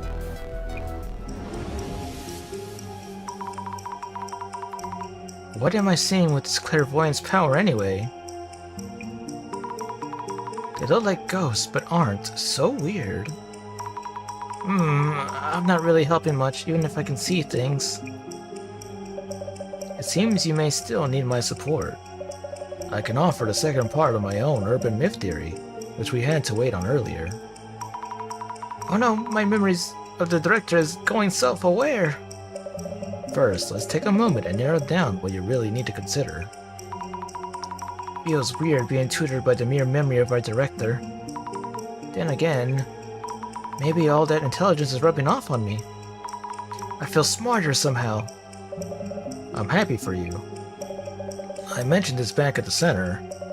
Your clairvoyance shows you the memories of each location, a view of the past. So I'm peeking at what someone was doing there before. If so, what about the foot-like shadows I saw by the entrance? Maybe this is a memory of...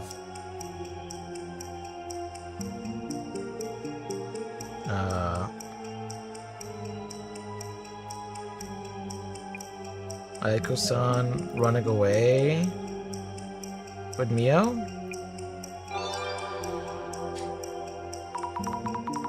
You bought 2 boxes of food back from 2 trays at your local buffet restaurants. You brought back something new. Red curry chicken and pan krapao beef. I want to eat some now. I want to eat some. Maybe this is a memory of Aiko-san running away with Mio. If so, I really can see tiny glimpses of past events. The gaze that Mio felt, what Aiko saw, and what I saw through my clairvoyance, they don't seem to be lying. Combining everyone's account and my clairvoyance might tell us something.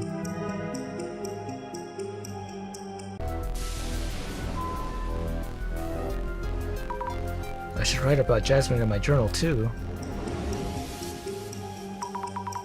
My senpai at the Urban Myth Dissolution Center. That sounds good, yeah, it does. Her impression of me seems to be... uninterested. Not quite disinterested, not quite. Let me rethink this. Not very friendly. Yeah, I wonder if she hates me. Doesn't matter, I will keep trying.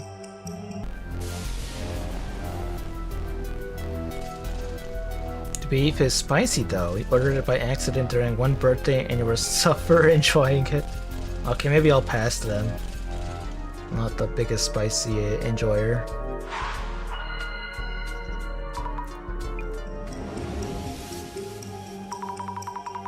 A mysterious being that appeared very suddenly.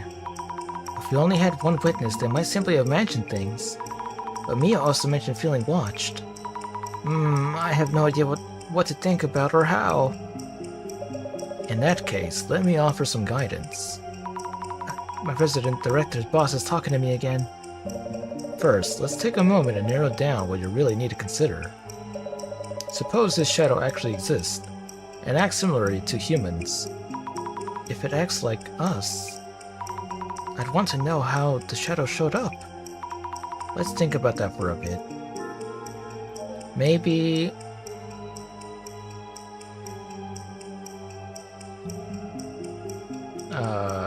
how did it get in?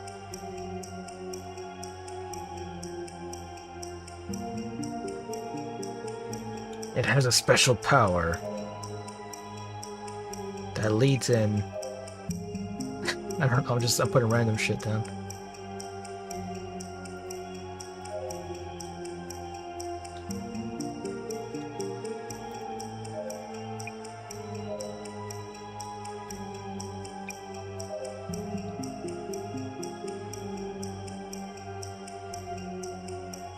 I don't know. I'm just, maybe somewhere within the room there's a route.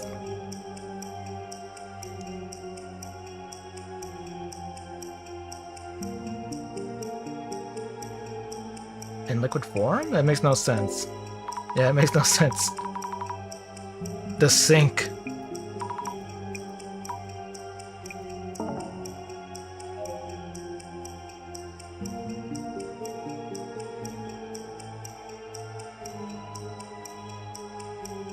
It was close to the sink. Apparently that didn't count.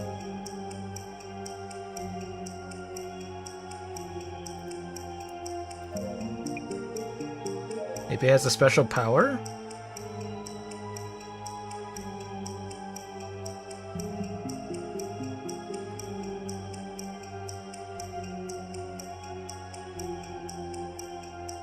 Arising from circumstance.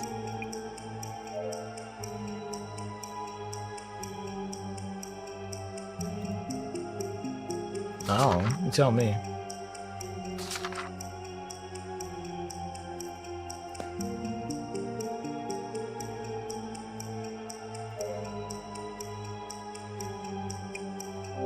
Random words.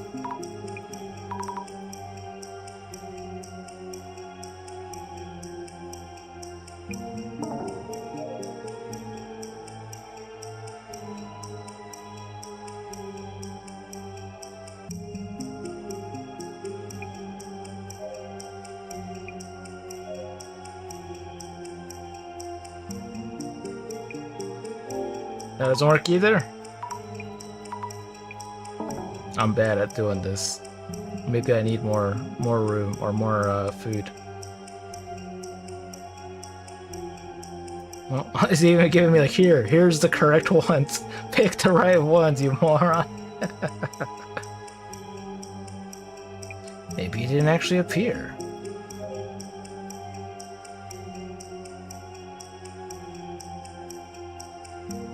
Can raise it from circumstance. What? I don't get any of these.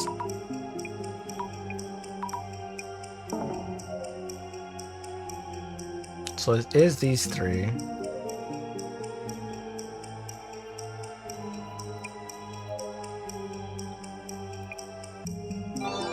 Wow. I didn't pick the right ones. Maybe there's a route that leads in somewhere within the room. Reading it the way like that is kind of weird, but maybe I'm just not reading correctly. Guess I should try to focus on how it got inside the room.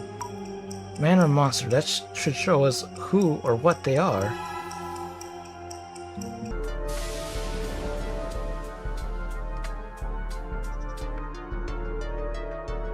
So what time is it actually?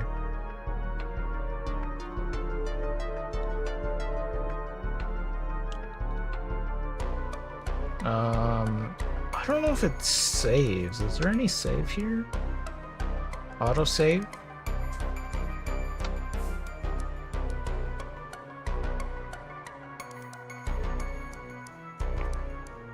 I mean, game is cool, but I think I might stop. Because I need it auto saves? Okay. I might stop so I can go get some food and stuff. I think I'll go make some of that. And give my throat a little bit of a rest. I'm going for a bit. But the game is cool, or at least I like the concept. I need to play more of it to see. I like the concept of finding spooky things and seeing if it's real or fake. But I'll save that for next time. Alright, let me zoom in it saves.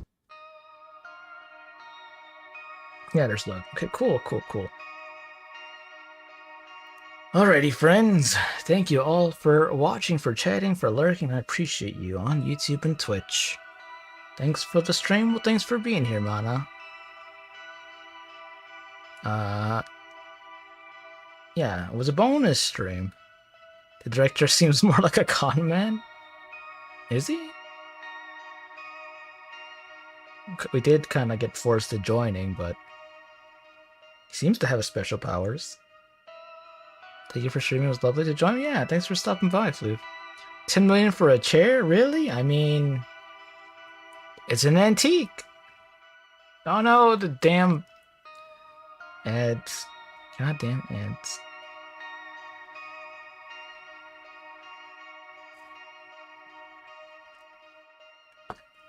Alrighty. Well, closing ads. Yeah, I guess it's going like that.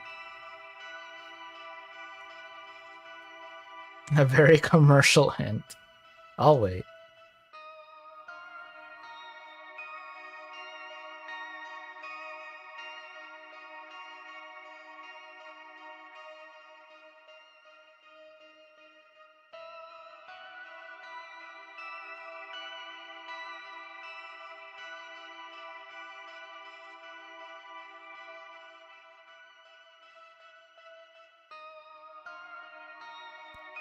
Is it done? Are we back? Renew.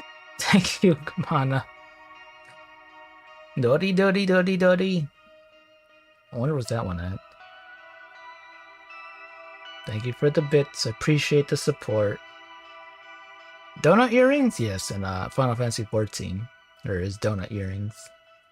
Well, earring, it's only one. Wish it was both, but it's only one. Alrighty. Thank you all again. This time without the ads. Please, Twitch, no more ads. Tomorrow I will be taking off, and we'll be back on Monday with... What did I play yesterday? I played Silent Hill yesterday, so Monday will be Castlevania. Yep. Bon appetit, and until next stream, take care. Yep. I will catch you all next time. Hope you have a wonderful rest of your day, night, sleep, and rest. Enjoy the weekend. And yes, bye-bye indeed. I'll let you all scatter, go to your own places. I will see you soon. Very soon. Forebodingly, maybe. Alrighty, bye.